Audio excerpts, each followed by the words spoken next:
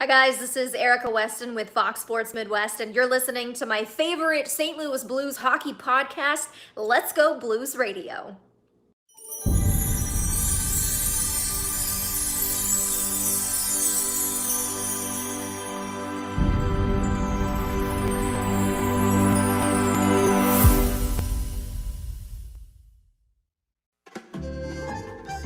Let's Go Blues Radio is powered by Manscaped. Get 20% off and free shipping at manscaped.com with promo code LGB.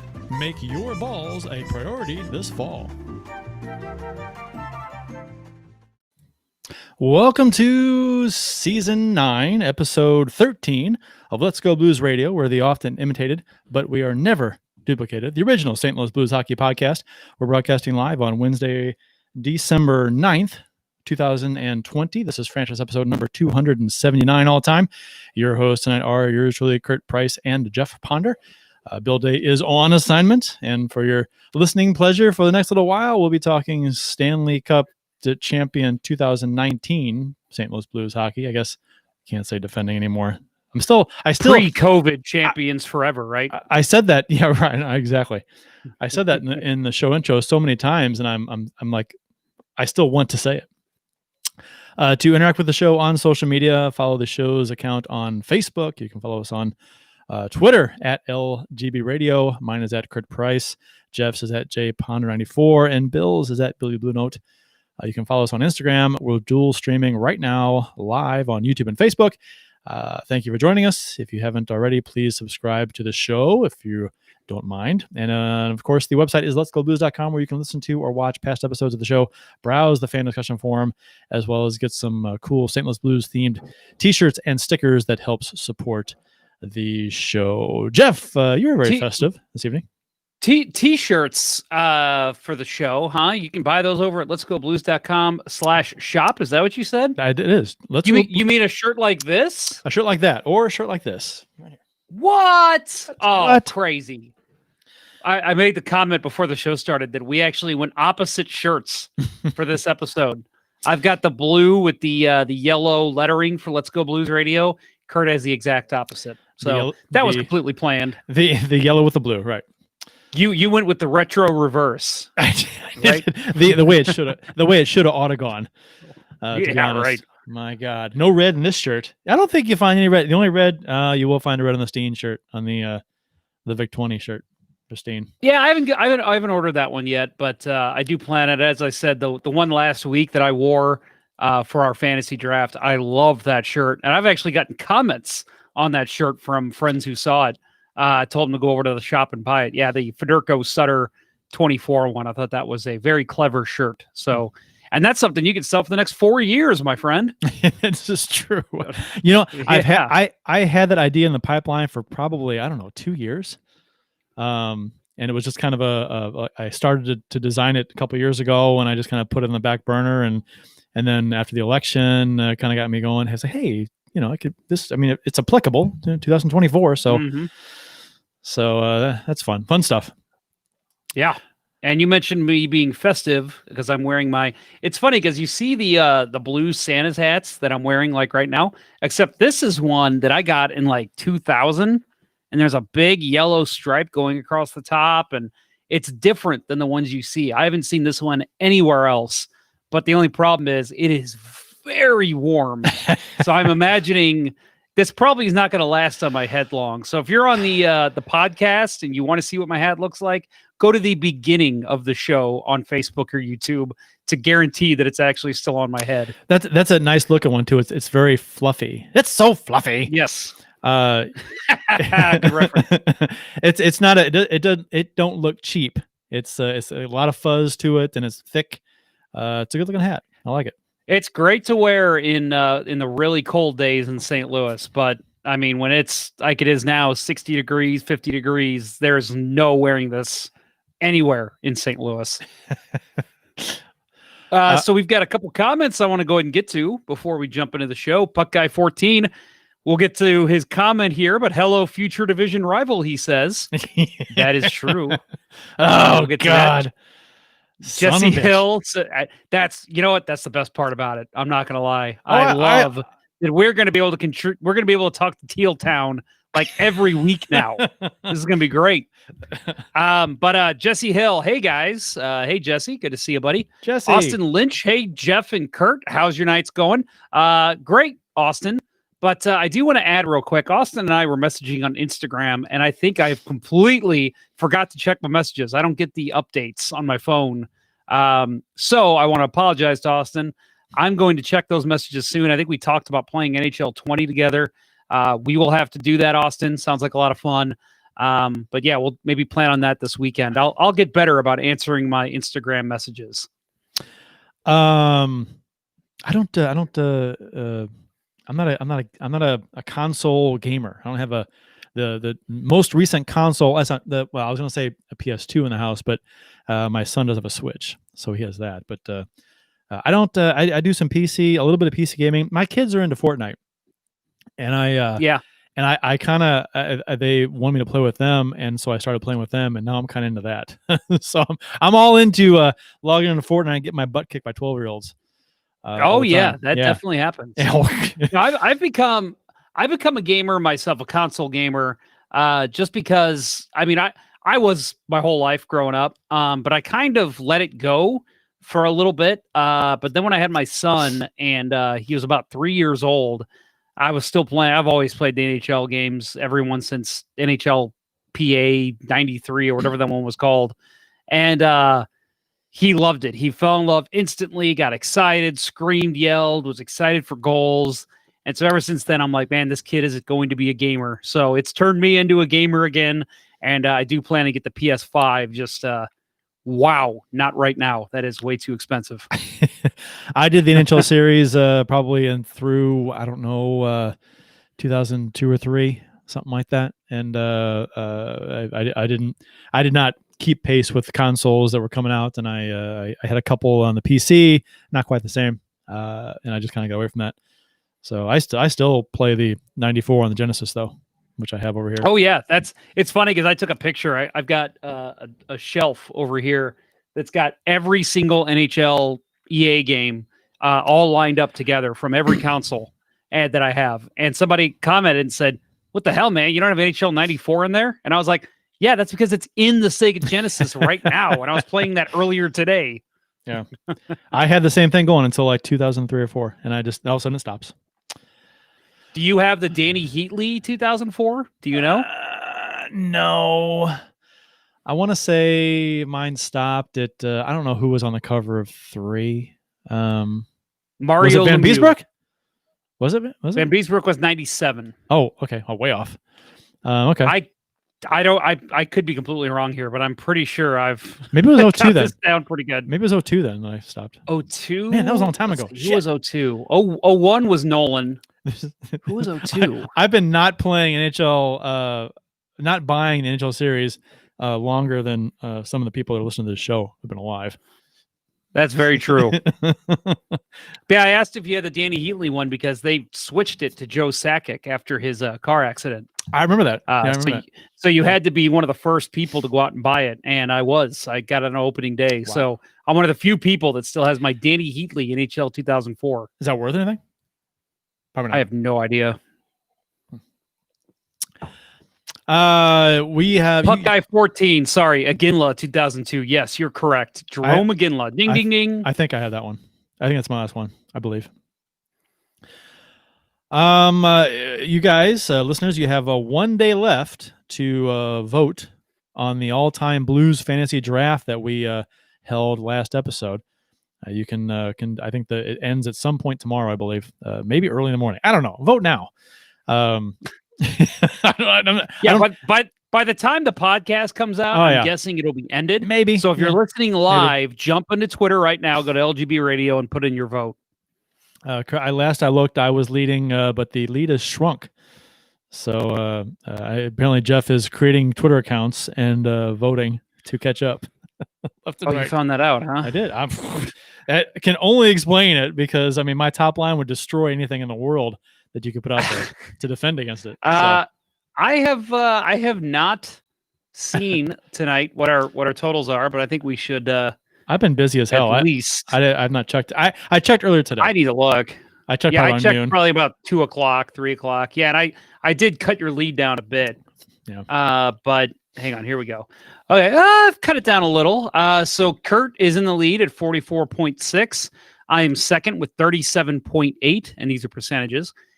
Bill is in last place, surprisingly, very much in last place, 17.6, which I mean, I just don't think he's getting a lot of love, which I thought he was going to get the most love because he's got a lot of recency bias. yeah, well, I mean, He's got a good team. We all have good teams. I think somebody's got to finish third.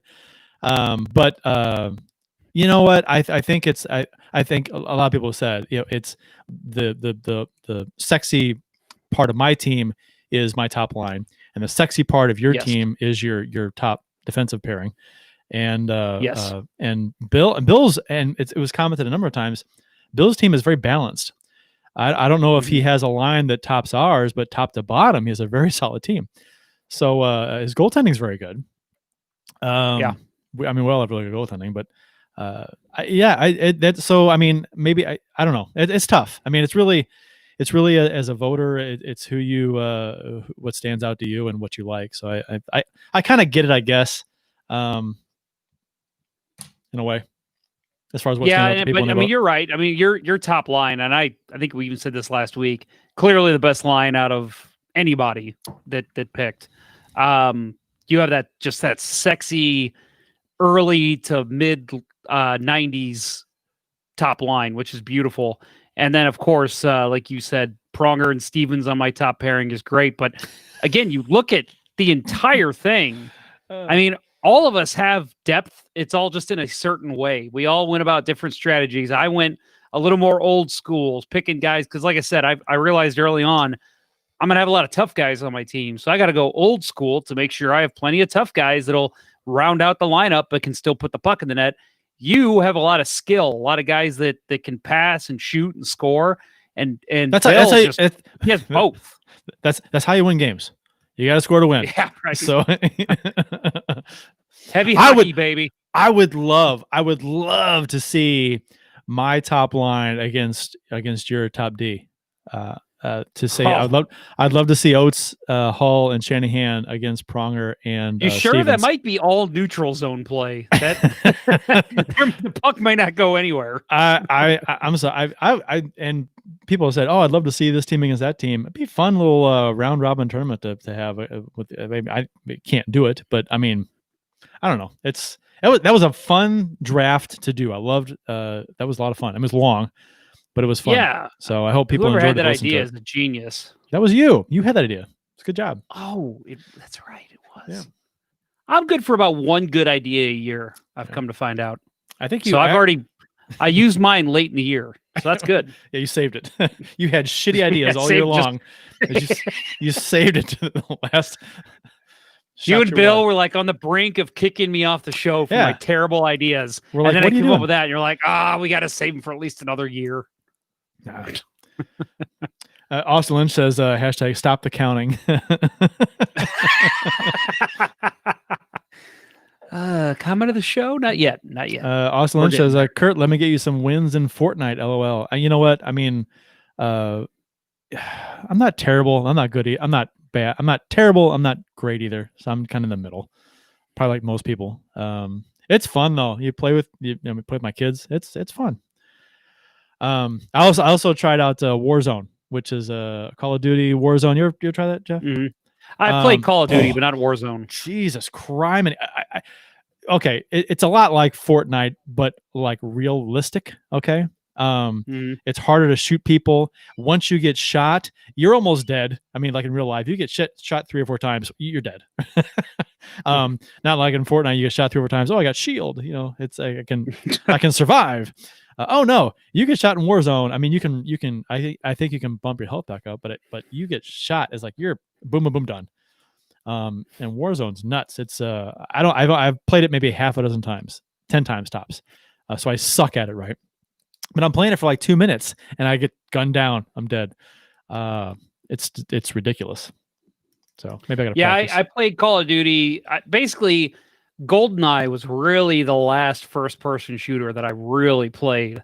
I mean, I've played a lot since, here and there. There's some, oh my goodness. There was a zombie shoot 'em up game that I used to play all the time that I loved when I was a kid. But Resident Evil, I've done that. I mean, I've played them. It's just, they're not my favorites. I'm really picky about those, and I've just never really been into the Call of Duty. What about this is old school. Redneck Rampage. You play that?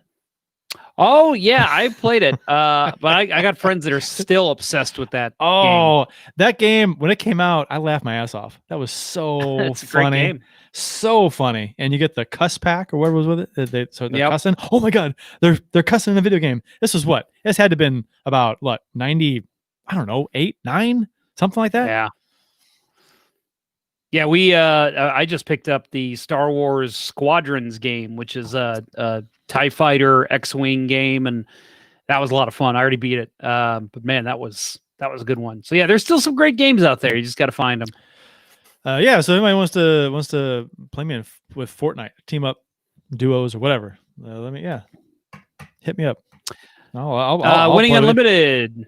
Winning Unlimited says, "Hello everyone. What's up, good buddy?" Then let's see. Austin Lynch stopped the count. That's it. That's what we have so far. We're good. We're caught up. Again, you can vote for the teams on it's posted on our Twitter account. It's at LGB Radio. I do believe it's pinned currently. So go ahead and vote for that. Like I said, it ends tomorrow. Don't know what time, so just go ahead and vote now if you're listening. Yep. And vote Team Price. And official beers of episode 279. Team Ponder. Jeff, what are you drinking? Well, sir, as I told you before the show, I have not taken a drink of my beer of the episode, which typically when we get to this point, I'm at least halfway through it.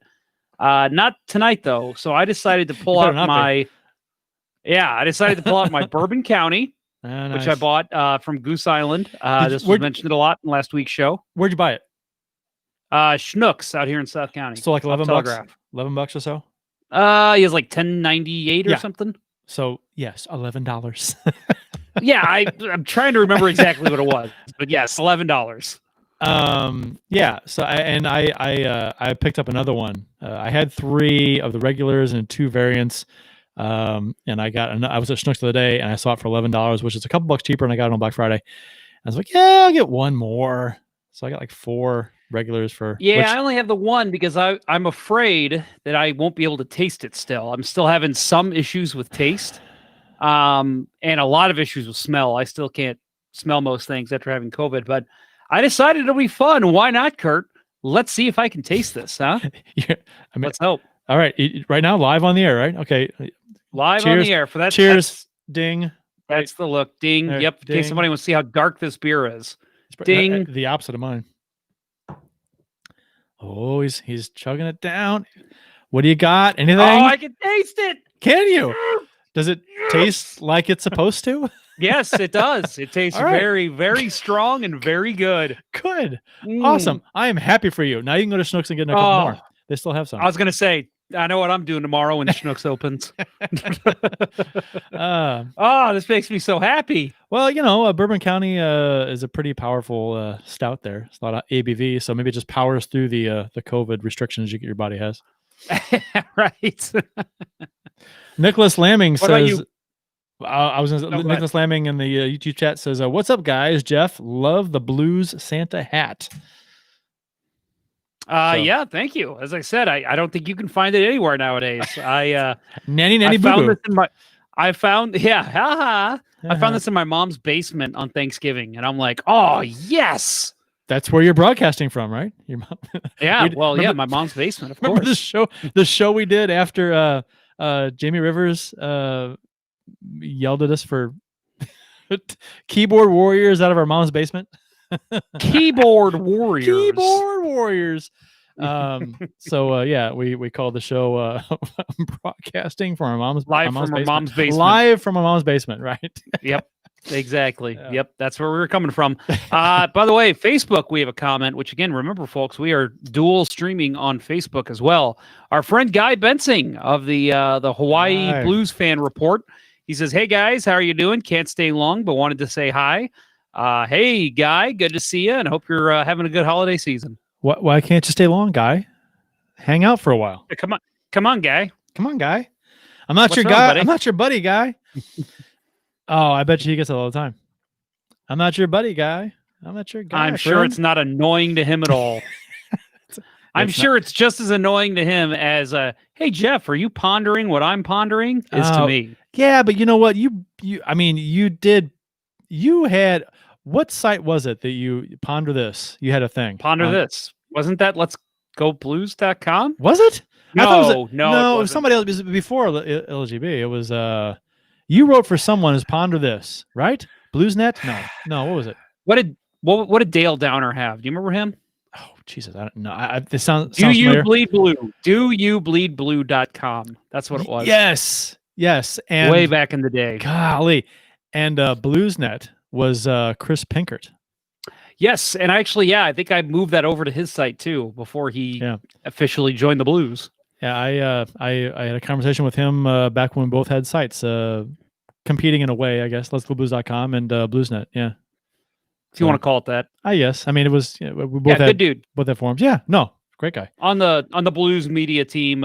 Very good dude. Yeah, he had to shut Bluesnet down when he joined the Blues.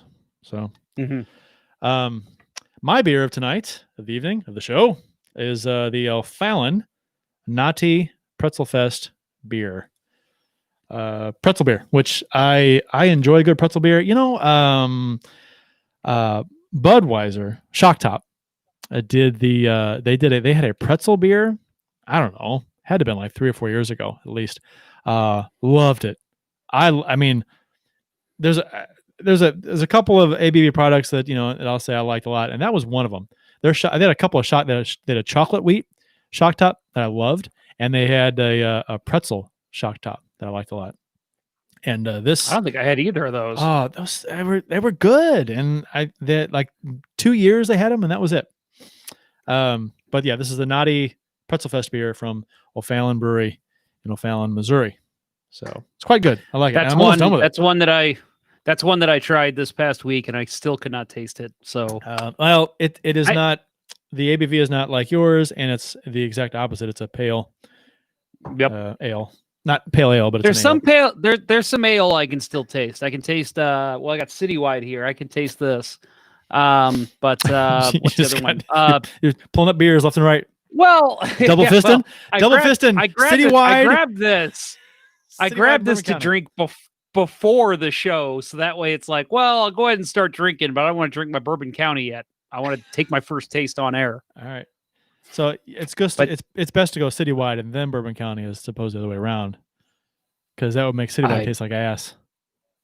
That's actually a good point. This isn't going to taste good when I go back to it. Well, I mean, it will halfway through, but your first 4 or 5 drinks are not going to taste very good. Yeah, agree. I'll just mix it in the Bourbon County. You can follow us on the Untapped app if you would like to know what we're drinking. My handle is at CPrice12, Jeff's is at JPonder94, and Bill's is at Billy Blue Note 33. And again, Bill is on assignment. Today in Blues History, courtesy of the at STL Blues History Twitter account. December 9th, 2020 is today's date, so we're looking at December 9th, 2018. David Perron is a healthy scratch, and his replacement, Jordan Kyrou, scores his first NHL goal. After the Blues get their asses kicked 6-1 against Vancouver, Vladimir Tarasenko apologizes to the fans.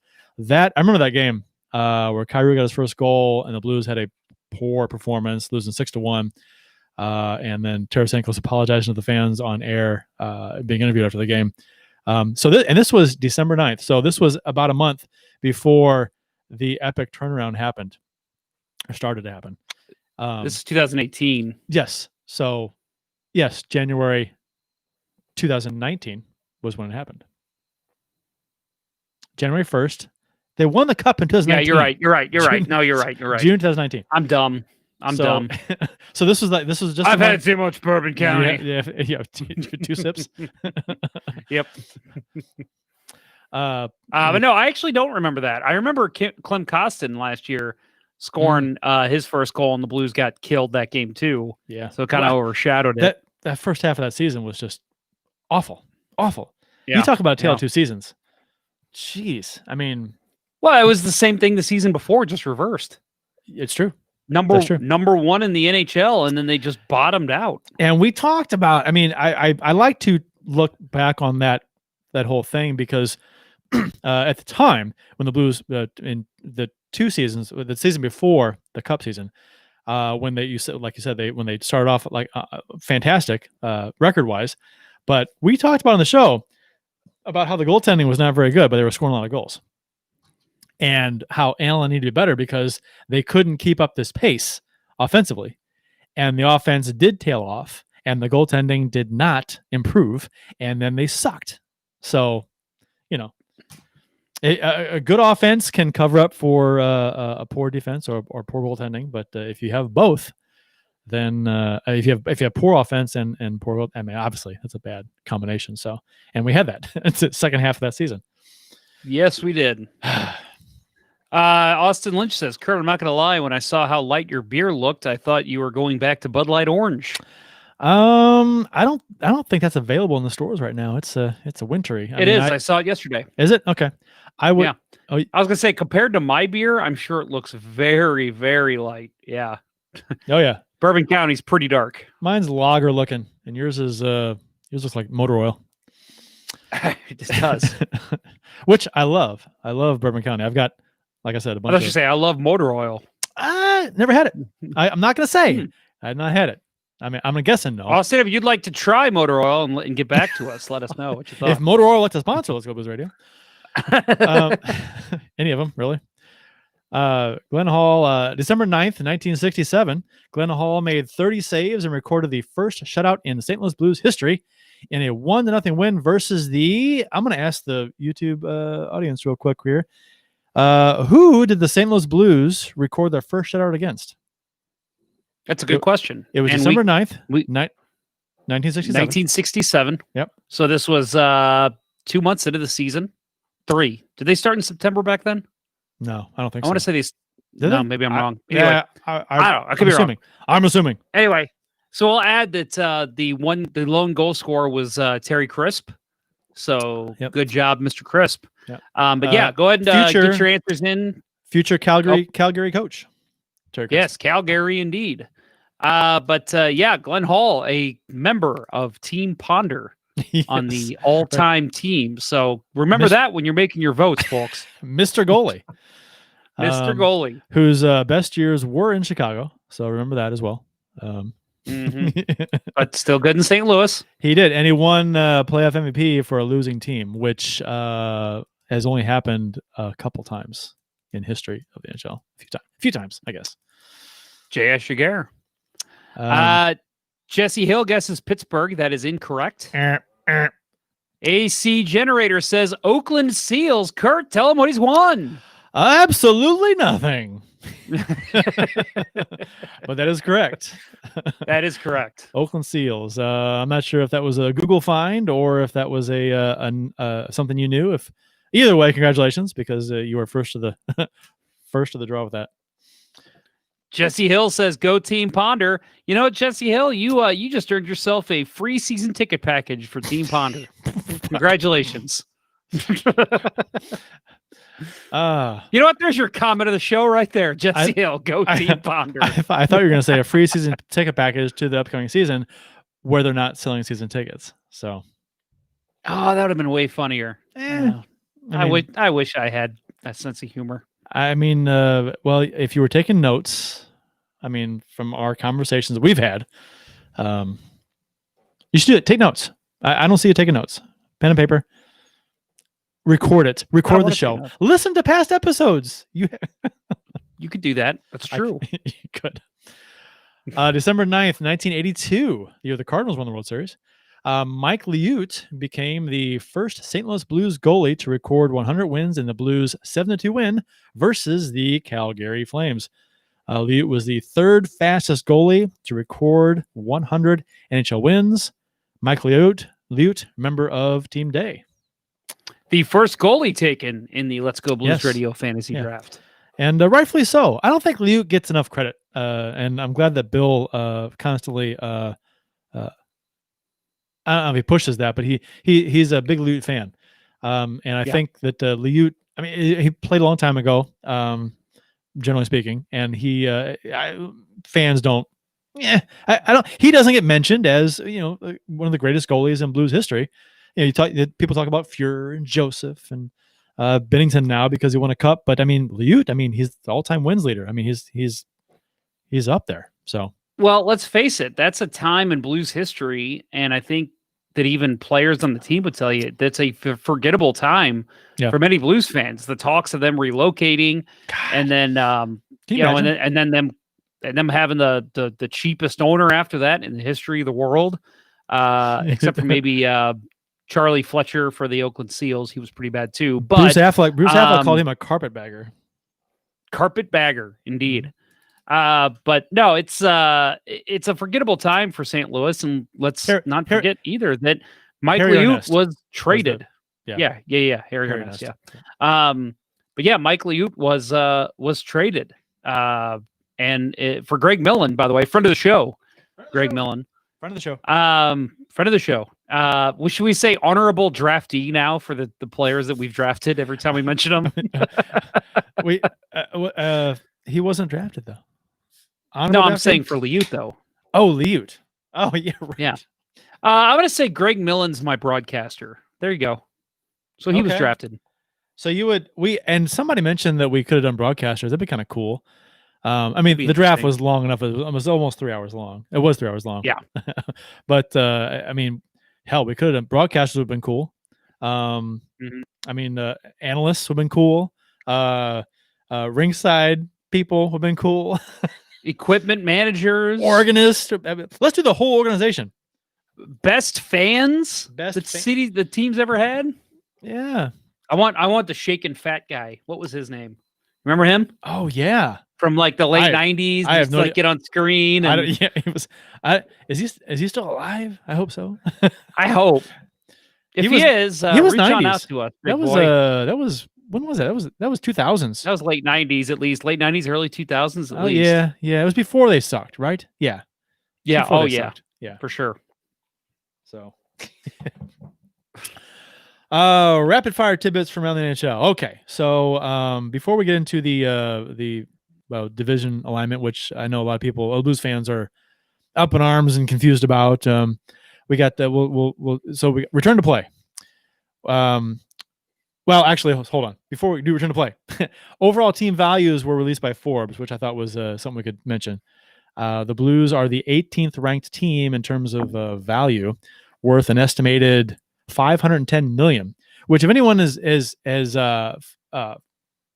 followed the Forbes professional team evaluations that they do every year for every sport, the Blues never fared well on this list. I mean, I don't know if you've ever followed this, Jeff, but they were always in the bottom fourth. They were, 4 or 5.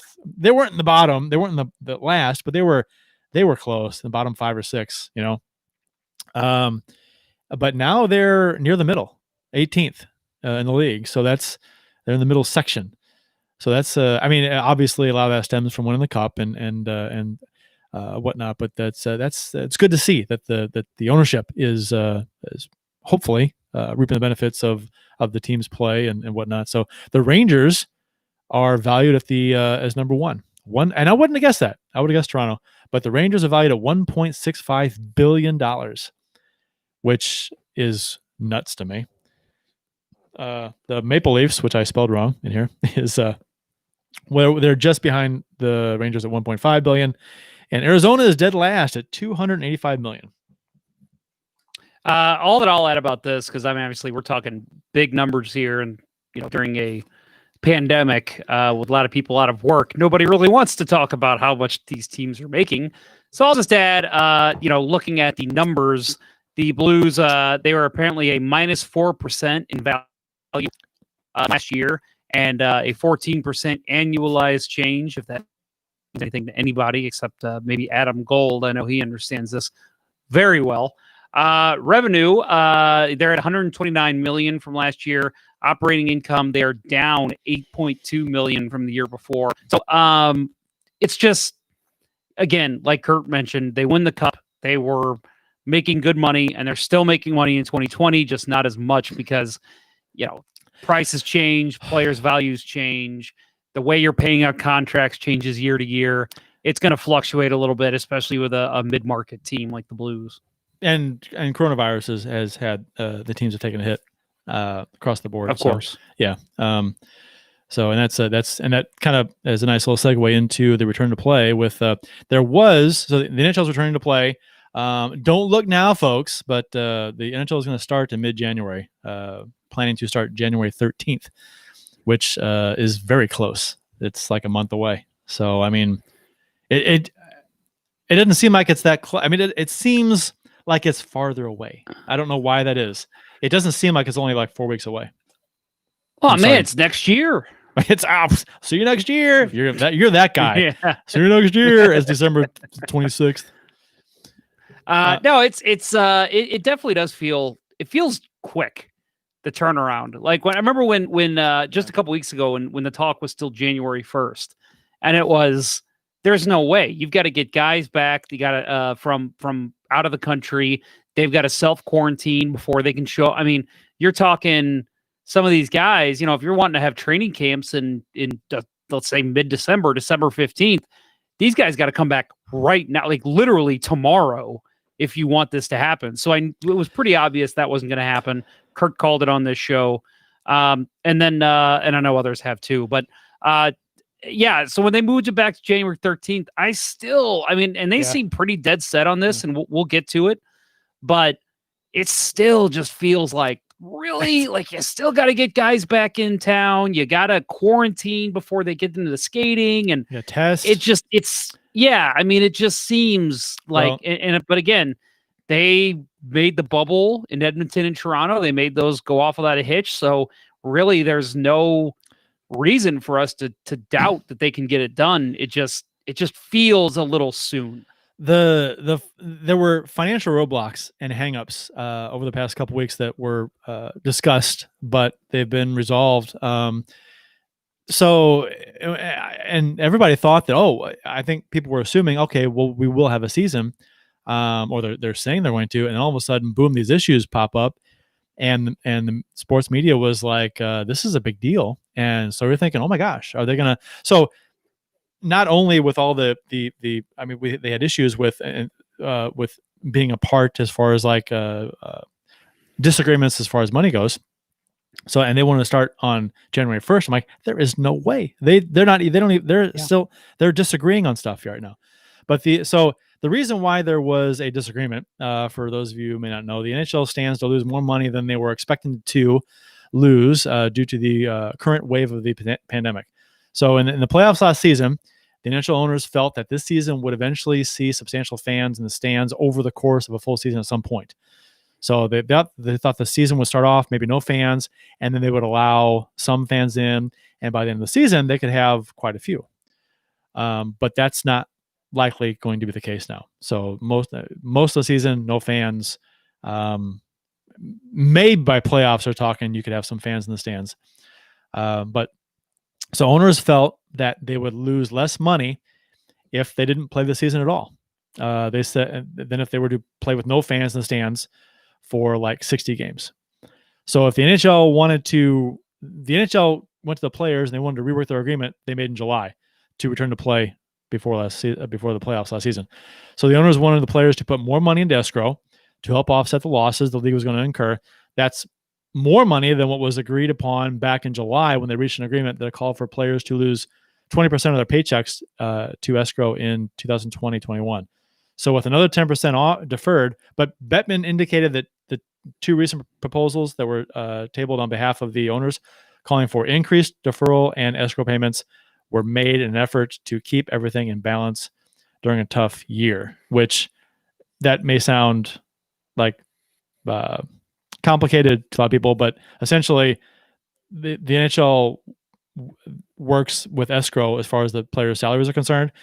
So escrow works like this. The NHL and the players split. I'm going to try and simplify it as best I can. The NHL and the players, they split league revenue 50-50. Okay. And revenue is estimated before the season starts to help determine what the salary cap is going to be. So the players put a certain percentage of their paychecks into escrow or holding until the end of the season when they evaluate the revenue earnings that the NHL earned over the course of the season. If the actual revenues fall short of what they expected them to be, then the players' salaries that were put in escrow are used to help make up the difference in the revenue. So this is why players like Jonathan Toews have been vocally unhappy about not getting paid what they're agreed to in their contract, because the money they have in escrow, they're not getting all of it back.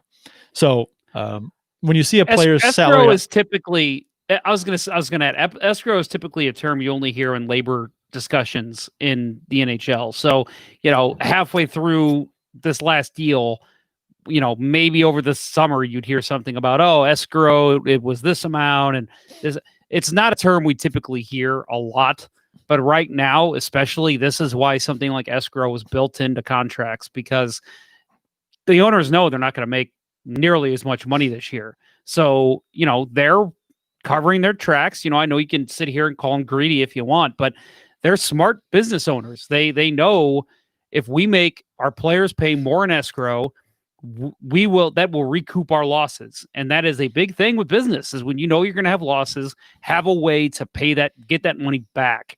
And that's what they're doing to cover their own asses. And you can't, as much as you want to get pissed and say, what the hell, you guys agreed to this in July, it makes sense. You want to cover your assets as much as possible. And that's exactly what the owners are doing with escrow.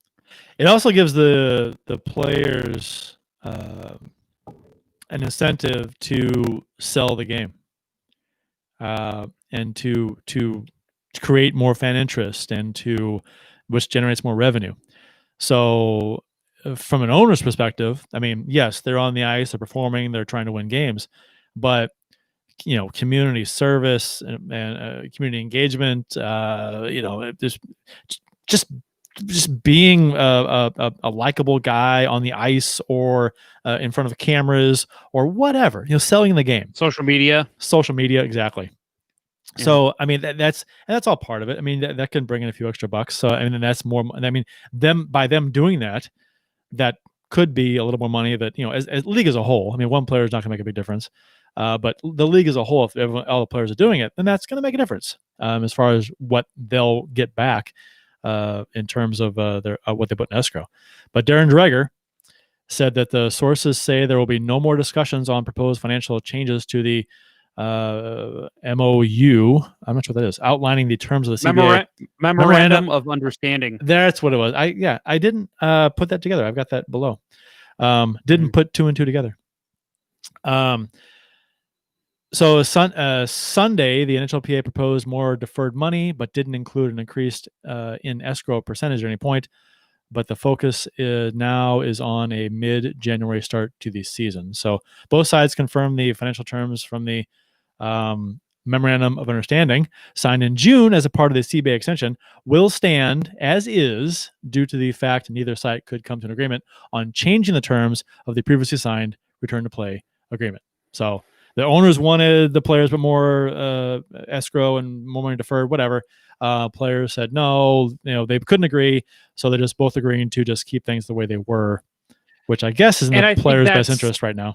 Yeah, I think that's the best. And honestly, even with owners, I think obviously they're trying to get more, but in their best interest, the players didn't shoot back and say, well, if you're going to mess with our escrow, we want this, this, and this. There wasn't any of that. So really, at the end of the day, I think it's best for both sides that they came to this conclusion that it's just better to just move forward, stand as is, pay the players what they're going to get, pay the same amount in escrow for the players. It's all going to stay the same, and focus on getting the game back out to the fans who are dying for hockey right now. And I want to add real quick, kind of just into the discussion of what we're talking about. Jesse Hill kind of called me out in the chat. They don't need much of a training camp, because I made a comment about getting training camp started. I disagree. Talk to our friends in San Jose. Right. Talk to our friends in LA. Talk to our friends in Detroit. It's been 10 months. This has been the longest offseason in, I'm going to guess, the last 50 years. I don't know. I'm guessing maybe back to World War II time. This is a very, very long offseason for those teams, and they want to get back on the ice. Their coaches are clamoring to get their players back and to get them skating. So it is important to teams like that to get going, and even the teams, honestly, that fell out in the prelim round, whatever that was called, the play-in round. They haven't played since early August. So it's not many games either. I mean, 4 games, 3 games for some of them. Yeah, that's not enough. So yeah, it's just you got a very minimal training camp up there as well. So it's just these trust me, the players are ready to go. If they were to just say no training camp, they could make it work. But the coaches, the management, they want to know what kind of shape they're in training camp. It helps them decide what holes are going to be filled if they need to fill any holes.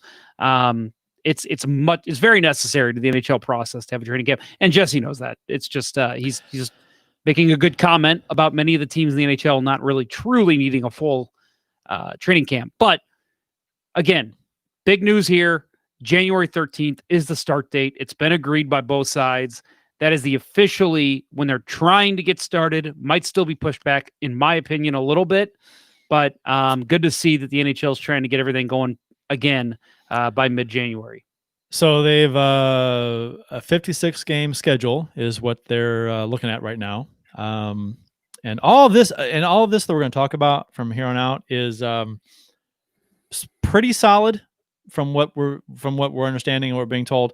So I mean, some of these things can be tweaked, but this is generally what you should expect to see. So a 56-game schedule, which is a shortened season, so they can get back on track the following season. Try to anyway.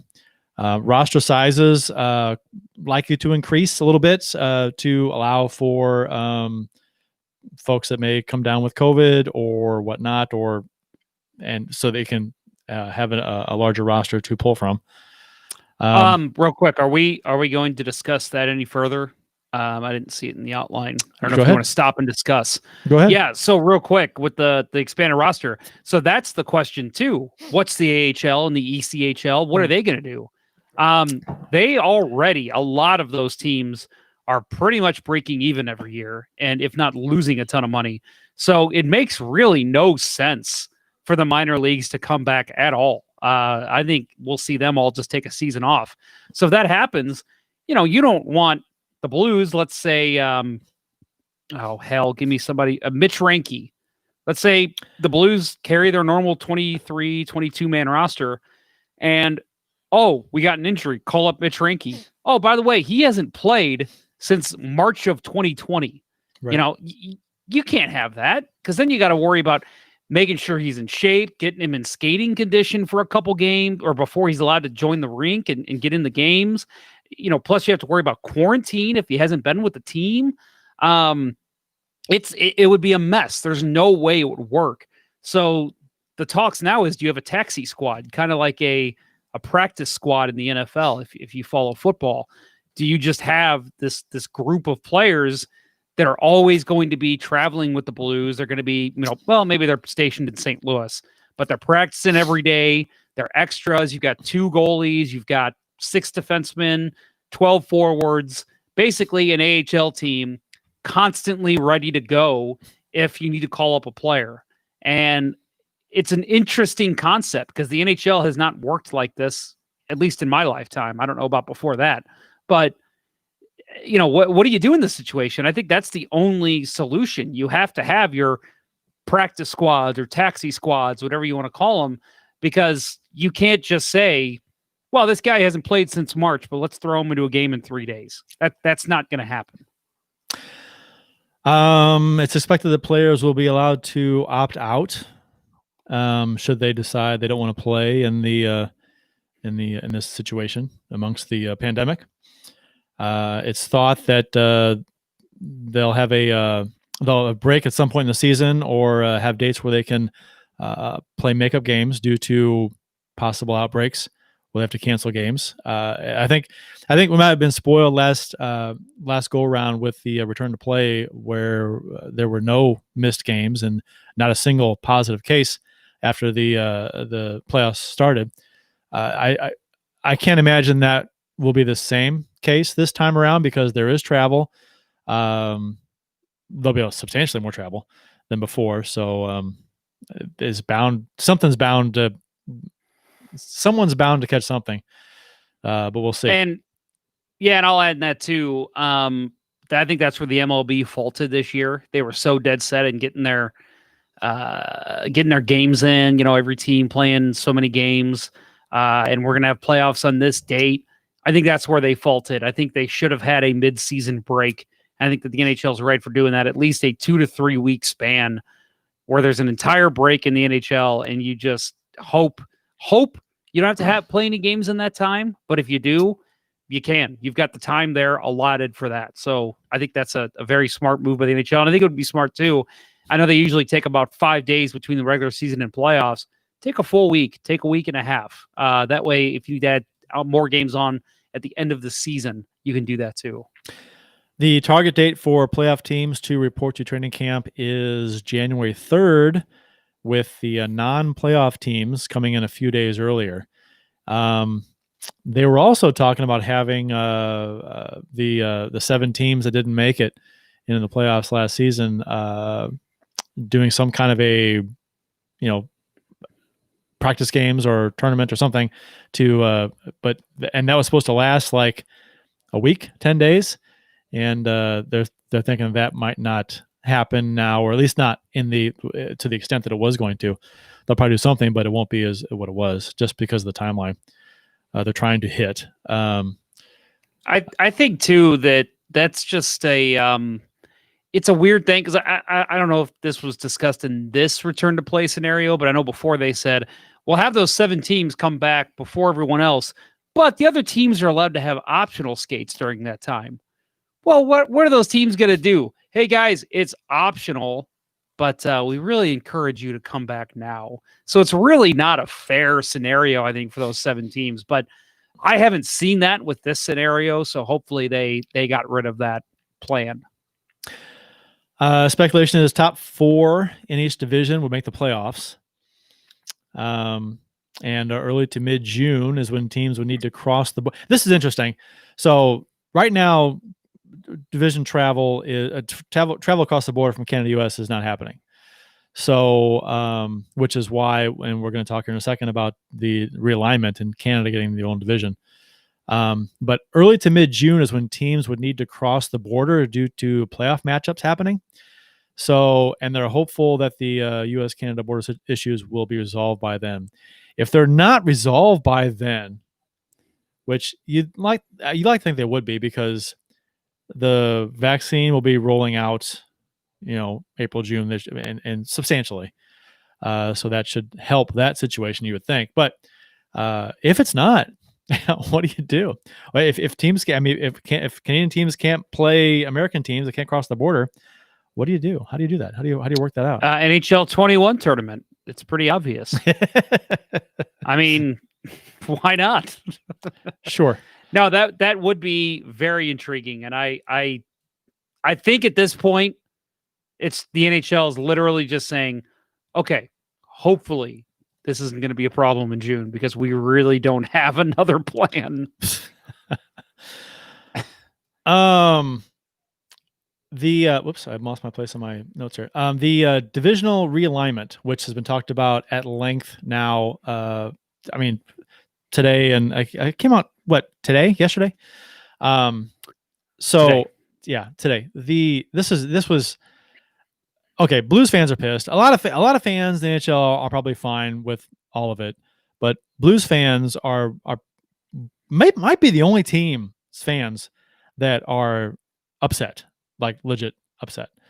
So Pierre LeBrun announced today, not finalized yet and still subject to change, but the 2020-21 4 division realignment currently looks like this, according to sources. So there's an all-Canadian division, so all Canadian teams will be in one division. And then there's San Jose, Vegas, LA, Anaheim, Arizona, Colorado, Dallas, and St. Louis, all in the same division, which puts St. Louis essentially in the West. And so real quick to recap, you listed the Canadian division, but the other division that would have Western Conference teams in it would be Minnesota, Chicago, Detroit, Columbus, Nashville, Carolina, and then the Florida teams, Tampa Bay and Florida, which originally we saw a alignment proposal come out. I think that was just like 2 or 3 days ago that had St. Louis with that division. It should be. And that was exciting because it was, oh man, we're getting the Red Wings back. We're getting a good Blue Jackets team, Blues and Lightning, common happening throughout the season. That sounds awesome. You still get the Predators, you get the Wild, but then obviously things changed. Right. Things changed because apparently the Blues preferred to be in the West, along with Fox Sports Midwest. And that's according to Greg Wyshynski, who said that he said the Minnesota Wild didn't want to travel and play out west, obviously, versus remaining in the Central. And the Blues and broadcast partners actually preferred that travel into the West and those start times. So that's why the Blues are in the West and Minnesota is in the Central, I guess if you're going to name divisions, which I don't get it. I mean, okay, so so the Blues preferred this. They preferred later start times. They preferred not to be in a division with their two biggest rivals, right? Chicago and Nashville, right? So they're gone. Not going to play them at all. And I mean, granted, Colorado is going to be a great matchup this season. Fantastic games. Dallas should be great. Vegas should be fantastic. Go ahead. I want to interject for just 1 second, and then please continue your point. You keep saying the Blues preferred, and let's just put it like this. Without fans in the stands, the Blues revenue is coming directly from Fox Sports Midwest. So they are going to say or do whatever Fox Sports Midwest says is best. Sure. So let's put it like this. For whatever reason, this is what Fox Sports Midwest prefers, and the Blues are just going to go along with it. Right. Well, and that's what Wyshynski said. Wyshynski said the Blues and the broadcast partner. So that's why I was coming from. But so here's the deal with that.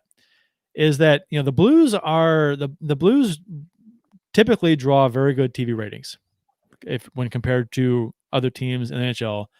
They're always on national broadcast. They're always like top 3-4 cities watching games, 5 cities watching games. So to be in the West, they're gonna have these late start times. People aren't gonna be watching as much. I mean, because obviously it's later for St. Louis. You're gonna have a lot of 9:30 and 8:30 starts and 9 o'clock starts. And you're losing games against Chicago and Nashville. And I mean, Detroit sucks, but I mean, you could have had the games against Detroit too. So I'm not fully understanding. I think somebody brought up the argument that you get more primetime viewing by playing games on the West Coast. I don't believe that. Well, is that true? It's because it's opposed to playing on the East Coast. Okay, and where getting 6 your o'clock 6 start o'clock starts. 6 or 6:30. Okay, but my argument, and it seems like you're heading in the same direction, is maybe you get your 7 o'clock St. Louis and Dallas, and then your 8 o'clock starts against Colorado, and then I think Arizona, they're only one hour when it's off daylight savings time, however that works, because they're the only state that doesn't participate in that. But I get that to a certain extent, because you're saying, okay, the Blues game is starting at 9:30. So everyone's home that's going to watch the game for the most part. Obviously, you got a small faction of the country that's not going to be home. So you're going to get your 6 o'clock East Coast game. People are going to tune in for the 9:30, the 10:30 on the East Coast, and watch the Blues play in whatever arena in California or Vegas or whatever. But my issue with that line of thinking is, who's going to stay up? Especially, let's say you're a Blues fan living in New York City. Are you going to stay up till 1 o'clock 3 nights a week to watch your team play? That's constantly? Right. Like when it's once a week for a month, and then maybe it happens again. Okay. But when it's going to be like the entire schedule, you're going to have 9:30, 10:30 starts. That is insane to me. No fan, Even the ones in the Central. Kurt and I have talked about it, and Bill agrees. We'll stay up for the 9:30 games. We're crazy Blues fans. We'll watch. We want to talk about it on the show, so we will watch the games. I'm up at that time anyway. I'm a night owl. Kurt's the same way because we're always messaging each other at midnight. But so we're going to be up. But it's the casual fan that I am concerned about. The casual fan would probably prefer, okay, I can't start watching the Blues game until the second period if they start at 6. So I'm just going to watch second and third period. Okay, but if the game starts at 9:30, the casual fan's going to say, I'll watch the first 10 minutes and then go to bed. I mean, you're not going to get the large... And now, St. Louis, to me, is a hockey town. You're going to get crazy fans like Kurt and I and like the people listening to the show to watch those late games. They may not like it, but they're going to watch it. But your casual fan, like, for example, real quick, I was talking to my father-in-law about this, and he's a pretty big Blues fan. He hadn't seen this yet. I talked to him tonight, and he goes, first thing he says, does that mean a lot of 9:30 starts? And I said, probably. And he said, I might just skip this season then. I don't want to miss that many games. And I'm just like, I have a feeling there's going to be a lot of people who feel that way. And that sucks. That is not what you want for your fan base. Wouldn't it make sense, since fans aren't going to be in attendance? So take fans in attendance out of the equation. Wouldn't it make sense to start the games at least a half an hour earlier on the West Coast? As opposed, I said this on Twitter, 100%. Half an hour earlier. That way, especially games against the Blues, who are coming from a different in Dallas, different time zones. So I think that's a fair concession. But the NHL won't, because they fucking didn't do it in the playoffs last season when they had the chance to. No, the St. Louis and Dallas were having 8:30 game starts even 2, 3, 4 years ago. I mean, the games against Vancouver that started at 9:30 for no reason. As opposed, they did have games. A game before. The reason's TV. Yeah. It's TV. Okay, which is fine. bullshit. Like, again, because you look at it and you say, okay, yeah, your East Coast audience, they're excited to watch the start of the game. But if your East Coast audience staying up and watching the end of the third period, probably not. Your fans would rather have the games overlap and watch the Blues game on time and watch the whole damn game than have to miss it and go to bed. What if the Blues West Coast games, they won't, but what if they start at 8:30? Then how would you feel about this divisional alignment? I'm fine with it, 100%. Okay. And that's exactly my point too. And again, you just said it too, but it's just, they need to mandate California and Vegas and say, listen, 75%, I'm just pulling a number out of my ass here. 75% of your audience is working from home or unemployed right now. They're not going to the arenas. We're not having fans in stands, especially in California. If you know what's going on in California right now, that's just not going to happen this season. So why not just say you can't start games at 7:30? You have to start them at 6:30 or 7. Even a 9 o'clock start, I think, is a huge improvement over 9:30. But I doubt that happens, because the NHL is looking at it as a TV contract and saying, well, we don't want to have games overlap as much as possible, so let's start these games at 6 on the Central Time Zone and then have another game at 8 and have another game at 9:30. Like, that's just how they're set in that way, and it drives me nuts. I would love to see the league give the Blues earlier start times on the West Coast, but they're not going to. I would even be fine. And again, now this is coming from a guy who's working from home. I don't have a blue collar job, but I would even be fine if they were like, hey, in St. Louis, when your games are in St. Louis, no fans in the stands, you're going to start at 6. Okay. I mean, I don't know. I don't know what point that would serve, but I'm just saying, right. It would be fine. It would be fine with a lot of the fan base to start the games earlier. And I feel like the traffic, I mean, again, I haven't been to California since COVID hit, but I feel like the traffic in California is probably not as bad at this point. So you could probably start your games earlier. That's why they start at 7:30, because the traffic's so bad out there. Isn't it just like, isn't mostly LA where the traffic is just awful? I don't know. I'm not. I mean, I could be completely wrong, but The Bay Area is not great either. Okay. Well, okay. Oakland and San Francisco are pretty bad. I've been to San Francisco. I've been to Oakland. I don't remember traffic being terrible. It's not LA bad, but it's bad. I was like, LA. It's about as bad as Dallas. Have you been to Dallas? Just like airport stuff, yeah. Okay, yeah. Well, it's bad in Dallas. That's about how bad it is, to my understanding, in the Bay Area. Kurt, we have got a shit ton of comments. Do you want to try and get through some of these? Yeah, let's do that. Yeah, let's do that. Okay. Actually, hold on. Let's do a Manscaped ad here, and then we'll do the comments. Oh, you mean we've got a sponsor on the show? We do, and we should give them some love right now. I would love to. A word from our sponsor. I'm telling you, you better be prepared, because when I yank it out, everybody in that audience, with the exception of my wife, is going to be running for the exits.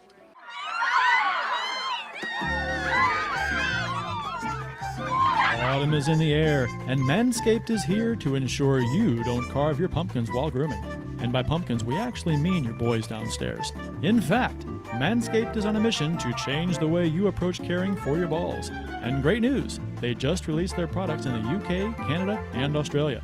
Get 20% off and free shipping at manscaped.com with promo code LGB. Make your balls a priority this fall.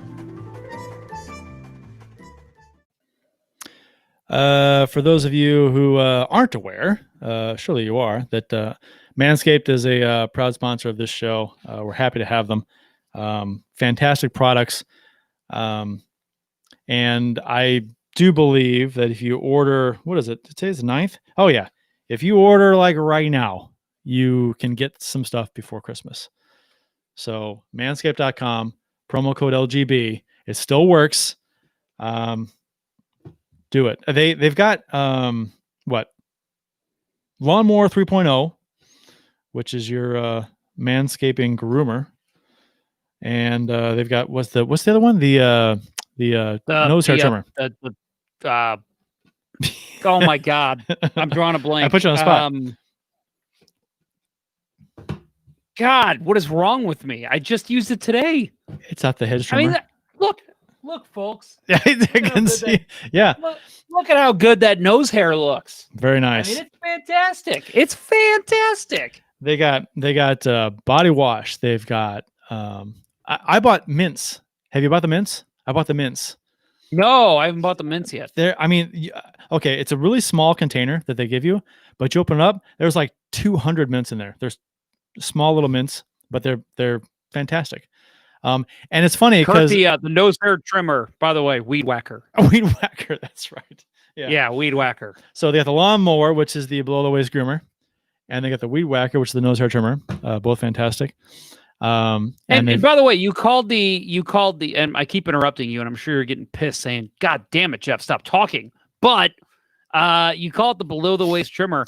I actually used it a little bit. I get a little bit of hair on my stomach, a little bit of a happy trail down there.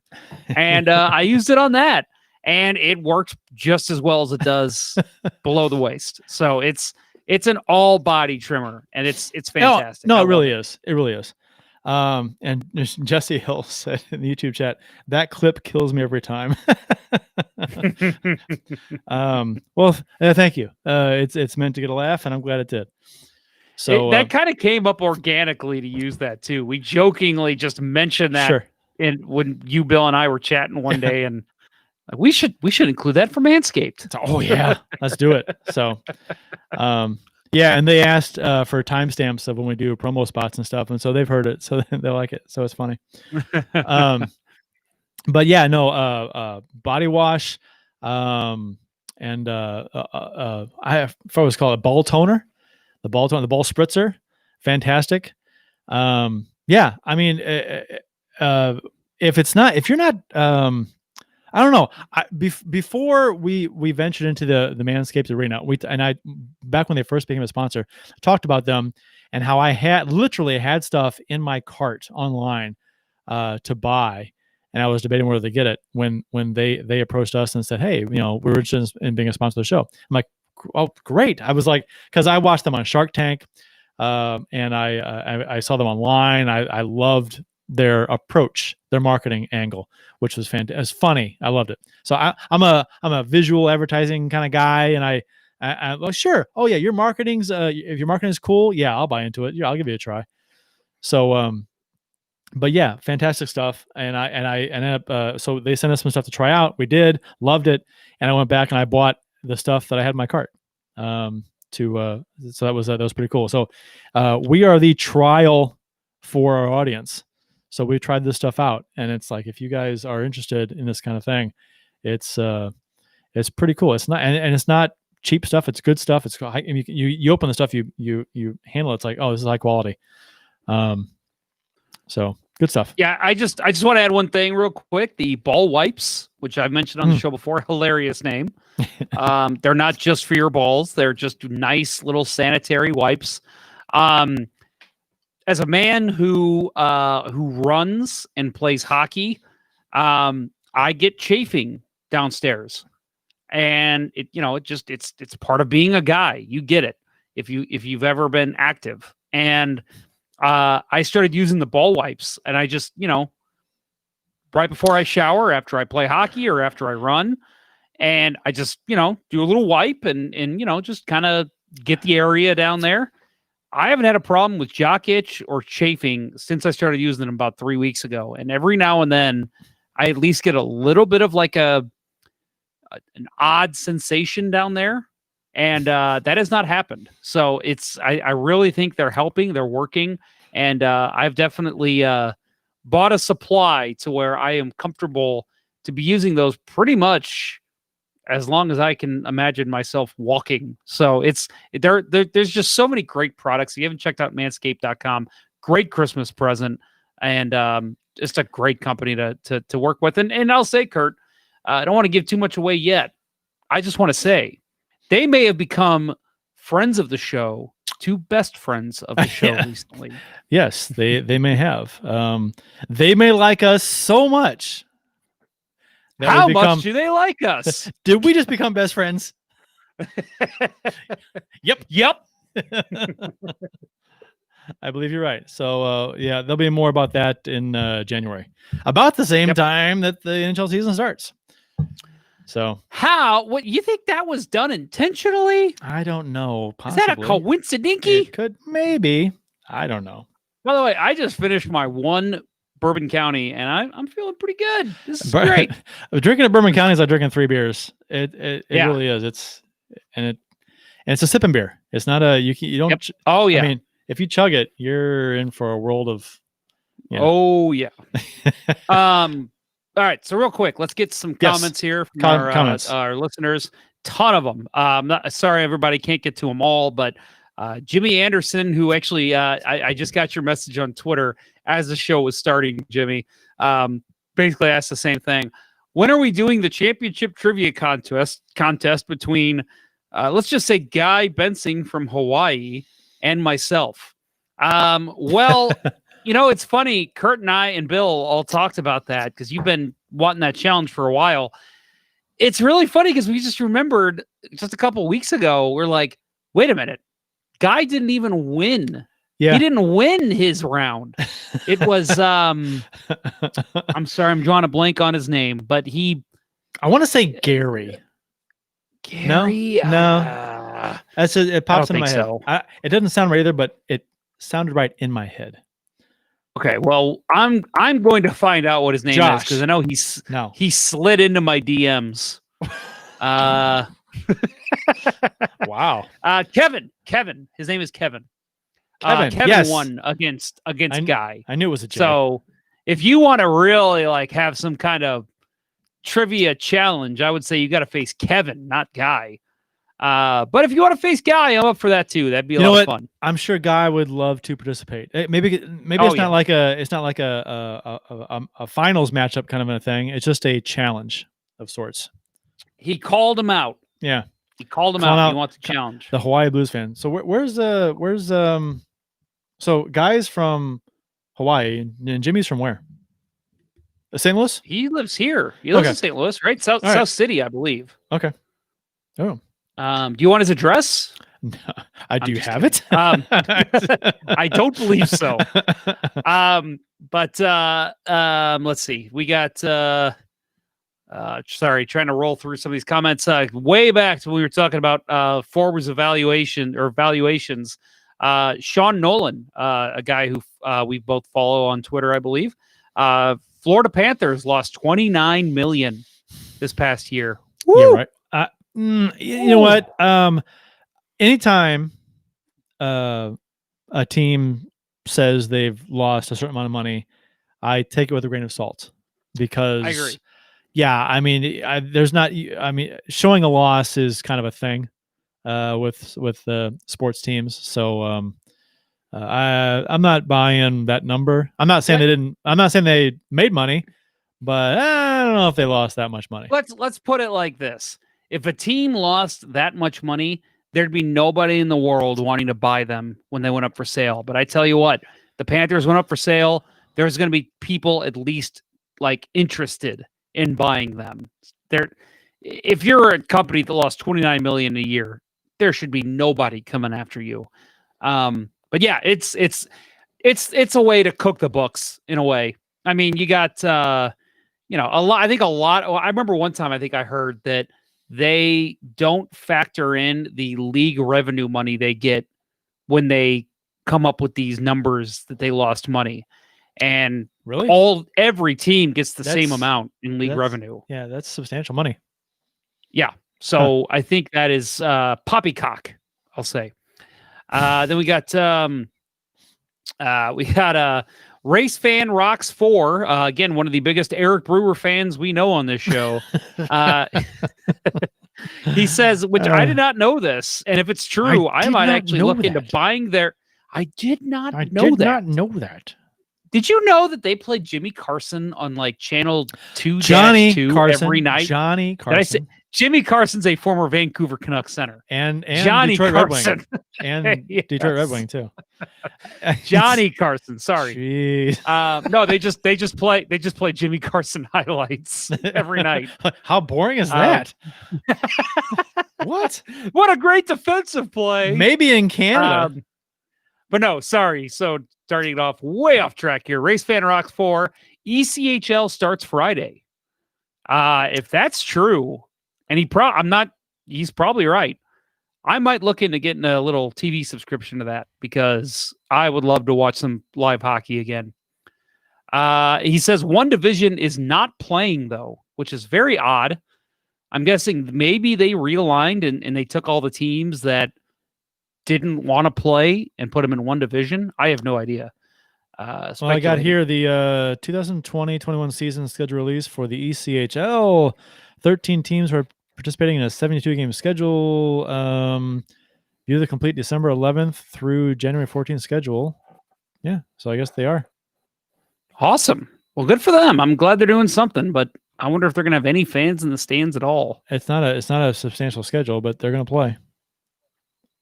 Jesse Hill adds, has the NHL and NBA talked sharing arenas? ? I haven't heard anything about that. They did. They did, but nothing's in stone about that.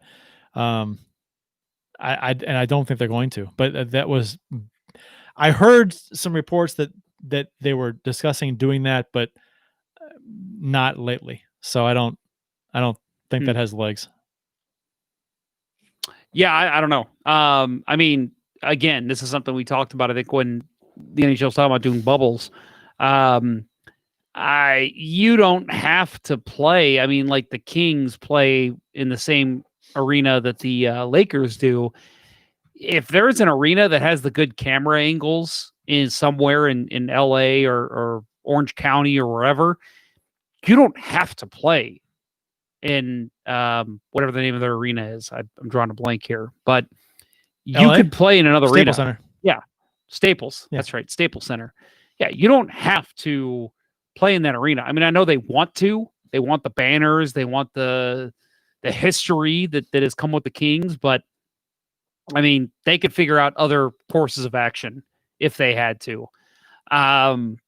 He says some of the Canadian teams are keeping their minor league teams in the U.S. from Dusty Road. Yep, heard that too. Saw that. Yep. AC Generator adds, you send the one Canadian team to the U.S. rather than A, 2 teams to Canada, or B, send a team to Canada, then come back here when the Canadian team. Okay, he's talking about, we were talking about crossing the border for like the Stanley Cup final or Eastern final, whatever. He's saying you. Well, that wouldn't happen until they said late April, early June. So. Yeah, and I'm again at this point, I think that is completely speculative. Who knows?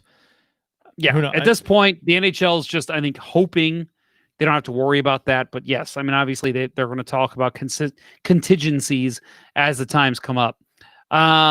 Winning Unlimited, Bagad, it's Seattle. They're running into the ring. Okay, I see what he's doing. He's doing a wrestling call. All right, let me see if I can do this with a wrestling voice. Okay, here we go. This is the wrong podcast, Jeff. Bagad, it's Seattle. They're running into the ring. They joined the Rumble, and the Blues are pushed out to the Central East. Oh, he killed him. He's killed him. wrong podcast, guys. Yeah, that's Adam. Adam tried. Let's see. Then we got Puck Guy 14. I'm back. What did I miss? You missed a lot, Puck Guy 14. What the hell, man? Then we've got. Oh my goodness. Jimmy Anderson, by the way, he said cheers earlier as well. So Jimmy, good to see you, buddy. Thanks for joining us. I will stay up.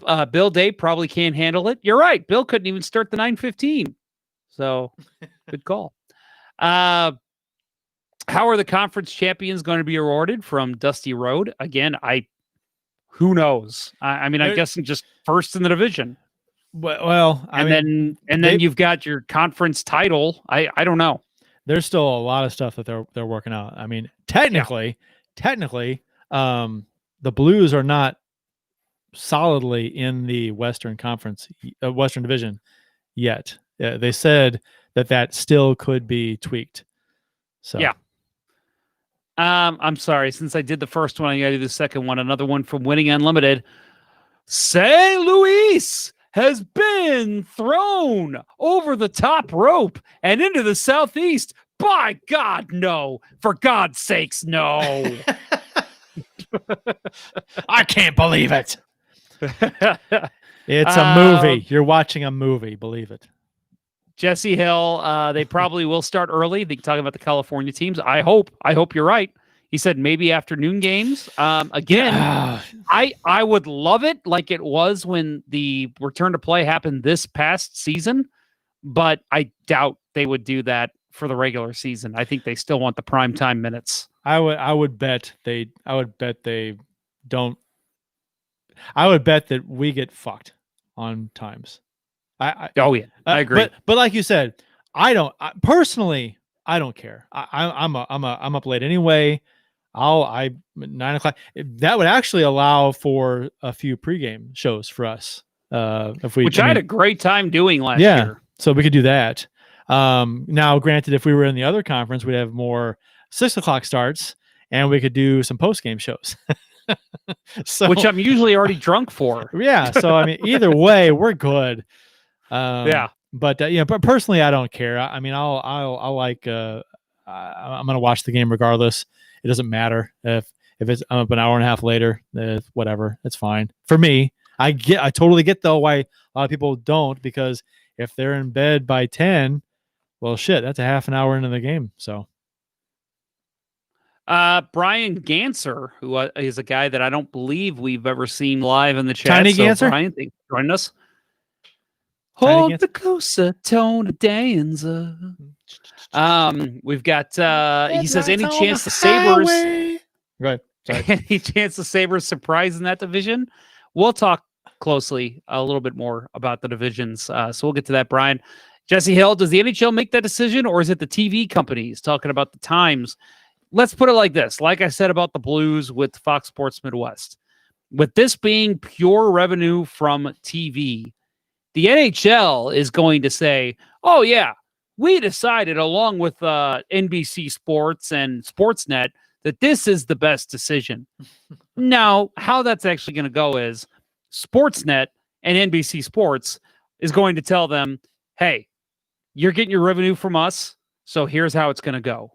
It's definitely the TV companies making that decision, but the NHL is going to pitch it like it was a joint decision. I'm going to say that's my view. I'm going to say that the television companies communicate with the team, and the team then communicates it to the league. That's my take on it, because now granted, the Minnesota, they didn't want the West Coast games. They wanted Central. So, I mean, so I'm curious to know the difference between the Blues on Fox Sports Midwest and the Blues and the Minnesota Wild on whatever the hell network they're on. How that differs, why one prefers the late games and one prefers the Central games, and how much influence the team has over that decision. Like, maybe the TV people say, well, we'll get better numbers this way, but the team says, no, I disagree. And I've knowing enough arrogant people, powerful people who do what they want, and some of them may say, you know what, no, fuck you, I don't want to watch my team play until 12:30 in the morning. I want my game to start at 7:30, and I want it done by 10. So we're almost wrapped up here on some of the comments. Again, sorry to those of you who've commented that we haven't got to, but I do believe we've got a comment of the show coming up here, Kurt. Let me go ahead and ask you, this is the beauty of a live show. Instead of me telling you, hey, stop recording, I want to ask you a question, I'm just going to ask it live. We discussed possibly having a sound clip for the show, for comment of the show. Is that a possibility for this week? What was the sound clip you wanted? No, I'm guessing the answer is no. I'm not going to tell you. It's got to be a surprise. I don't know. I sent it to you. I sent it to you. If you want, you sent me the actual video. Don't worry about it. You did. Yes, you did. Don't worry about it. You did. It's okay. It's okay. It's not going to happen this week. It's fine. No, I could do it. You can put it in the podcast. I could. Want? Okay, we'll get to the comment of the show in a minute. So let me move on. He's talking about Sean Nolan, talking about the Florida Panthers. Is it? You act like you're not doing anything. Are you ready for the comment of the show? Me? Am I supposed to do something? I'm listening. Well, you said you were going to put the. No. Do you want to do the clip? No. Okay. Good. No. You said to do it on the podcast. Okay, I'll lay it back. Well, all right. I'll do it in post. I'll do it in post. Do it in the podcast. Do it in the post production. Okay. Post production. All right. On the podcast. Okay. First of all, YouTube. Sean Nolan says. Okay. We're talking at the same time. This is great. The Florida Panthers was a discussion in the chat. Sean Nolan says their arena is in a god-awful location next to the Glades. But before that, Winning Unlimited asks, could Manscaped buy the Panthers? And that is an excellent question. And then he adds, the Florida Manscaped's logo would be a palm tree and a razor. I think that has to be our comment of the show. Congratulations. And here's the clip that I was wanting you to play. A palm tree and a razor? You missed the opportunity to say coconuts and a razor. Just coconuts and a razor. Kurt, you have the comment of the show. Congratulations. Hey, what do I win? I Nothing. win free season tickets to next season. Let's see. Puck Guy 14, which remember is a friend of the show from Teal Town, USA.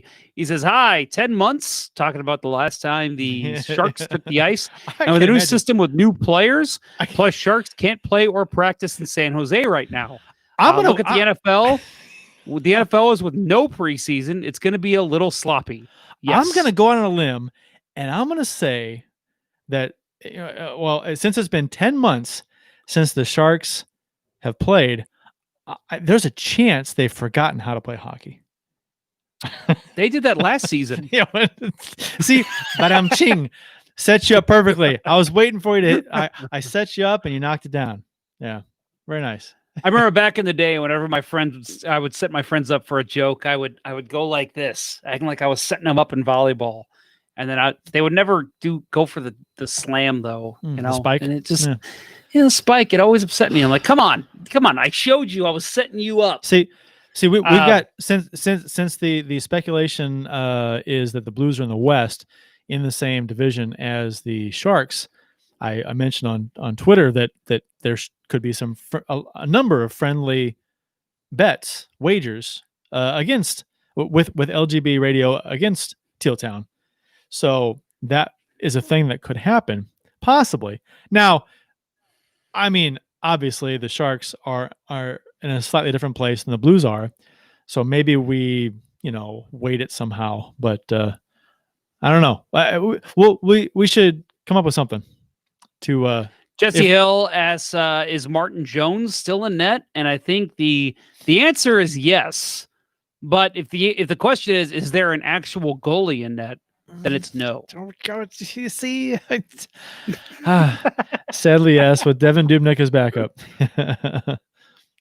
Puck Guy 14. Let me ask you a question. How many members are there on your panel? I know you guys have had a few over the years. So how many right now are on your panel? Well, they rotate. Because I'm thinking guys in, don't they? Yeah, they do. Yeah, they rotate. Yeah. So in and out. But yes, I'm thinking that if we do a season series bet, that we could make it a pretty sizable bet. I just don't. $1 million. I don't. Well, I don't want to make the bet, like come up with the parameters I'm thinking in my head. If there's like 8 guys, because that would be insane for what I'm thinking. But if it's like 3 or 4, we can make it work. Something like what the player who has the best plus minus and matchups between the Blues and the Sharks for the season, something obscure. I don't know. I'm just spitballing. We could do an obscure one. Bad idea, but yeah. Or just go. You know what? If you go complicated though, then it's confusing for people and they just don't care. So yeah. Well, all right. Well, I'm thinking we do a season series bet. Whoever wins the season series, we can do something. And again, I've got some ideas swirling in my head. I don't want to say it right now because again, if they have 8 to 10 guys on their panel, it would cost us a lot of money. So let's maybe we move on. Maybe we could send them some ball wipes. If there you go. If they win, I like it. They get ball wipes. But they have to share one ball wipe. Oh, yeah. After a hockey game. I hope Manscaped stop listening. Yeah. And then if we win, then what do we get? I don't know. Maybe 2 ball wipes. 2 ball wipes. Ooh. 1 for each. What else we got? Any more comments? Yeah, that's it for the comments, I think. But so we've obviously talked a lot about, and looking at the outline we put together every year or every week, there's really not much more to talk about. So I just think it's important for us as hockey guys who understand the game, guys who understand the sport and the NHL especially, looking at the divisions. And now, and again, getting into what we were talking about before the Manscaped spot, you look at the Blues being in that weird West division. I know you look in a lot of people's argument is, and I'm not trying to justify it because I agree it's weird they're in this division, that Minnesota is more West, so they should be in that division. But the issue with that is they're also way more North. So St. Louis, and I'm just guessing, St. Louis is much closer to these teams. Now, maybe it's different with Colorado, but for the majority of these teams, because we're more south and more in the central of the United States, close to who? I think that's the teams in the division, the San Jose, the Vegas. Well, pick a team though, because so the Blues, the majority of the team. I'm talking about that little left one team. nook down there.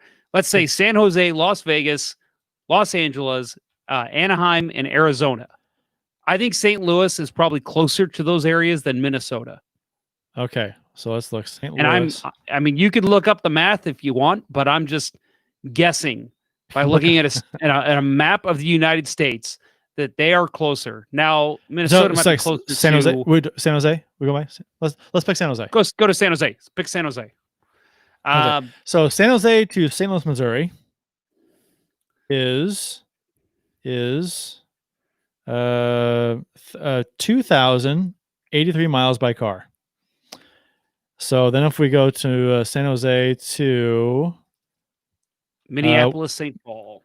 Minneapolis, Minnesota, 2,007 miles. Minnesota is closer. By what, 300 miles? No, by 76 miles. It was 2,083, right? Okay. So you don't have to look this up, but let's think about Arizona, Anaheim, and Los Angeles. 3 teams there. Guarantee by the math that Kurt just did, St. Louis is closer to those 3 than Minnesota. No, Minnesota's closer. I just did the math. To Anaheim and Los Angeles as well? Oh, I don't know. But Minneapolis is closer to San Jose than St. Louis is. I know, but I'm just saying those 3, Los Angeles, Anaheim, and Arizona, I guarantee you St. Louis is closer to those than Minnesota, judging by the math you just did. Oh, yeah. I agree with and that. Yeah, St. Louis is also closer to Dallas. Yep. Oh, yeah. Probably Vegas, I'm guessing. Sure. So in terms of it, I get why St. Louis would fall into that. It sucks because St. Louis has had way more success. They've got the fan base supporting them. Our TV ratings have been great, but let's not forget Minnesota does well too. See, so it was probably just a toss up, and with the Blues asking to move to the West, that was a deal breaker. See, personally, I don't care about the Times. The Times, I don't give a shit about. But what I don't like about it, I don't like not playing Chicago, not playing Nashville. That's my, and this is not a knock on the other teams. I mean, it's going to be fun to play San Jose. It's going to be fun to play Dallas and Vegas. Good teams, right? But I'm Chicago and Nashville are our rivals, and we're not going to play them this season. And that's just seems wrong. It seems like Minnesota. I mean, granted, they're not going to have their rivals either if they're going to the West, but still, I mean, they're farther west, so fuck them.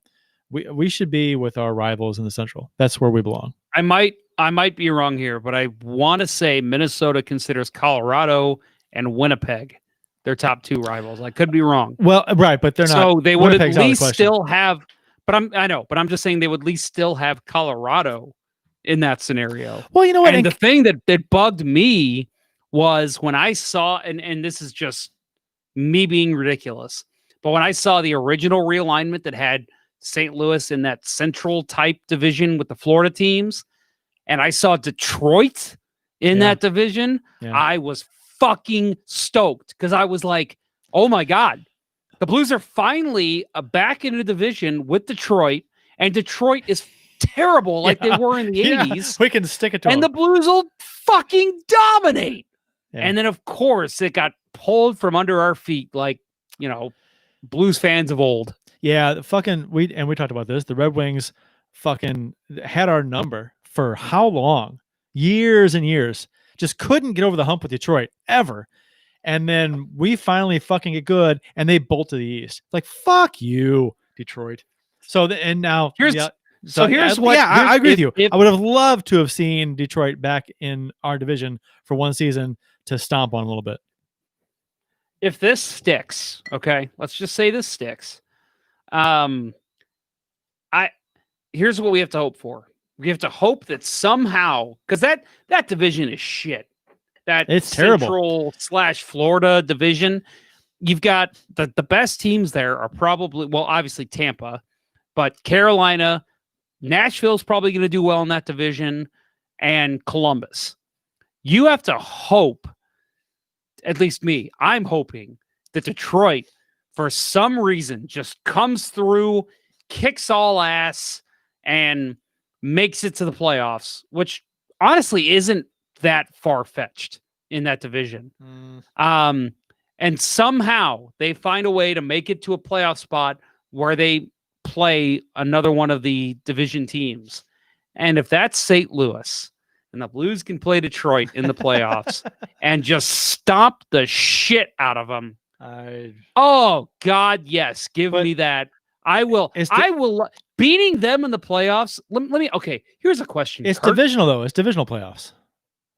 Yeah, but eventually you have to play somebody from another I know, division. but I'm just. It's gonna be okay. They would have to probably be the top 2 teams, I guess, in the West, or I don't even know what you would call that. Yeah, whatever. The Southwest, South. I don't even know who. Anyway, I don't even know who the. I don't. They haven't said who the Canadian division would play in a conference final either. Yeah, I guess that's actually probably what would happen. I would think The East. the division the Blues are in would probably play a Canadian team. You think? Why wouldn't it be the East? I think so. And I think your East would be in your map as you put up there. I don't know if you can pull it back up here on the video. I could, but it's okay. You don't have to. You've got the yellow outline and the red outline. So let's just, for those listening on the podcast, the division that has the Pennsylvania and the New York teams, and then what would basically be the Central Division with the Florida teams, I think that would be your Eastern Conference. And then I think the division the Blues are in and the Canadian division would be your Western Conference. Yeah, maybe. I guess you're right. But it would be cool. Well, I mean, this is not going to happen. But I mean, this is a situation where 2 teams could face each other in the finals that would would never happen. Like, well, I guess now it could with Blues and the Red Wings in different conferences, but the Blues and the Wings could play in the finals, or the Blues and actually, okay, let's say the Blues and the Hawks could face in the finals, right? How about Golden Knights and Hawks? I mean, the fact that they just played each other last year in the playoffs. The Golden Knights. Right. Yeah. Yeah. I mean, I mean, and if you want to look at the East, you'd say Toronto and Boston in the Stanley Cup final. Yeah. I mean, how weird would that be? Boston and Montreal in the final. That would be, oh my God. That'd be a civil war. Not a civil war. Or again, if you have if the Minnesota, Chicago, Detroit, Columbus division does end up being in the same the conference as the Blues, I mean, you could have Pittsburgh and Carolina face each other in the final. I mean, there's so many strange scenarios here that it makes it like theater, and it's exciting to see what could happen here. Yeah. I'm looking forward to it. I mean, I'm glad they're going to play. January 13th is the target date. So, barring any setbacks, that's what they're going to do. So I'm looking forward to it. And January 3rd Kurt, is the. You want to go a little nuts here and try and pick your division winners of the 4 if these stand? I'll give you mine. I'll give you mine right now. I'm going to go. All right. I'm going to go St. Louis. Really? Yeah, I'm making that call. I like St. Louis in that division. I think they are just going to dominate those California teams, and I could see them whooping up on Arizona and Dallas. Trouble, obviously, with Vegas and Colorado, but I can see the Blues getting big wins against those other teams. I say that, and Dallas was in the Stanley Cup final last year. You know what? I don't like Dallas. I mean, I don't either. We talked about this. Dallas had a bad regular season, and they were falling off. They were tanking, and then the pause hit, and then they had a good run in the playoffs. I mean, they could be very good this season, but they got to prove it to me that they can do it, over the course of the season without some kind of weird pause. Yeah. And also in a new division like this, right? I mean, you're not playing the same teams you're used to constantly. Right. But anyway, so my division winners, I'm going to go St. Louis. I'm going to go Toronto. I'm going to go Boston. And I will go Tampa.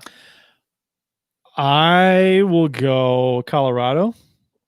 I will go, I was going to go Toronto. God, I'll go Toronto. You know who I think is going to do well in that division is Calgary. I thought about Calgary too. I thought Edmonton too. I could see them really having a good season playing against those teams. The Sportsnet guys, they were talking about how this all Canadian division should be a thing from now on. And aside from travel, which they won't do it because of travel, but it's a cool idea. I would love it. Yeah. I They mean, won't think do it about without Hockey Night in travel. Canada. Hockey Night in Canada, like post-COVID. That, I mean, it would suck to not see like some of our teams not included down here in America. But damn, I mean, Okay. that would be a rivalry every night. So I will not pick your division winners. So I'll pick someone different. Okay. How's that? So I'll pick Colorado. I'll take Calgary. I'll take Philadelphia. Ooh. And I'll take shit. Chicago. No. Go Chicago. No, I'll take if I can't pick Tampa Bay, You gotta go Tampa. Come on. Well, you pick. I can't. You pick Tampa. All right, tell you what. I'll take I'll take Columbus. I'll take Columbus. I'll take Columbus. I was gonna say I'll take Carolina if you want to take Tampa. No, I mean Tampa's gonna win the division. I'm just saying. Since you took them, I'll take Columbus. Now right. We're not going to revisit this. I'm just for fun, but I'm just saying that you picked yours, and I'll pick someone different just for fun. Oh, I'm sure one of our listeners will remind us of just for fun. I'm picking someone different. So I'll take Columbus. So we've got a couple comments here. Minnie is further to Anaheim than St. Louis from Jesse Hill. I agree. Where will the Kraken go? David Schultz says, and again, David Schultz, I think that's a new listener, at least in the live shows. Listener. We have a new listener. David, I think talking about where the Kraken are going to go, we will see what happens going into the 2021-22 season. I don't think this is going to be the same alignment we'll see. We got Jesse Hill making his picks. Vegas, Montreal, Tampa, and Boston. Just Bob 3000. Again, another new listener. The problem potentially having to play. Wow. Yeah, that's quite the claim. Bill's gonna love you, Jesse Hill. Yeah. Just Bob 3000. The problem with potentially having to play 3 California teams that it's an insanely locked down, happy state. Will all the games be played in St. Louis? That is an interesting question. That might be the most interesting question of the show. Locked unhappy, but I don't know. You think special concessions will be made for something where they're taking extra precautions, and I don't know. It's not like it's there's no border crossings like Canada and US. I mean, you can go to California. You can travel there, right? You can fly there. Right. So, I mean, but they're restricting gatherings and things. I get it. Much worse than many other states. I get it. But and then, again, this is the month away too, so that may change. Yeah. Again, although with that said, let's face it. Go ahead. Well, because it's January 13th. So if symptoms don't typically set in with coronavirus for a week to 2 weeks after you get it, so this January 13th, that's 2 weeks after New Year's, when folks might be getting together doing stuff.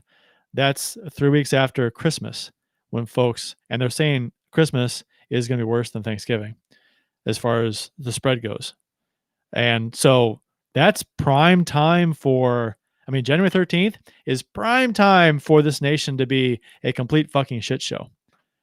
Oh yeah. So we'll see what happens. For sure. Jesse Hill replying to us about Montreal winning the division. He says the Allen effect. I love it, Jesse Hill. Nice work. 56 games. How many games does Allen play? I'm sorry, what?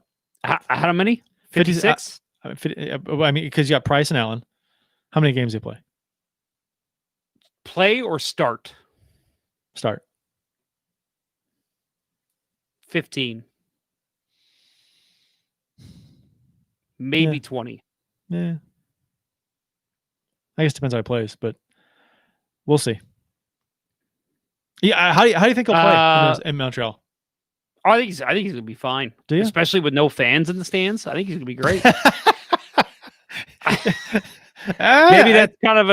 Maybe that's kind of a knock, but I just feel like without him having to worry about if I don't do this, I'm gonna get booed or whatever. That's not going to be an issue this season. I don't think he's going to be very good this year. We'll see. He does have Shea Weber in front of him, which I still think is one of the best defensemen in the NHL. Yeah, he's got one guy in front of him. They got some good back checking forwards. Yeah. David Desharnais, right? Yeah, I'm just okay. All right, we'll see. Anyway, so we got a couple. Puck Guy 14, Santa Clara County, where the Sharks play. I'm sorry. Currently, I should read his first comment first. He says, currently the Sharks talking about potentially playing in Oakland if Santa Clara County restricts them. The Cow Palace, by the way, Puck Guy 14. Kurt, do you know the reference to the Cow Palace? Yeah. Good for you. The Cow Palace was in Calgary. No. Where was it? It was in Oakland. Wait, it was in Oakland. That's where the Golden Seals first played, was the Cow Palace. There was another arena called the Cow Palace.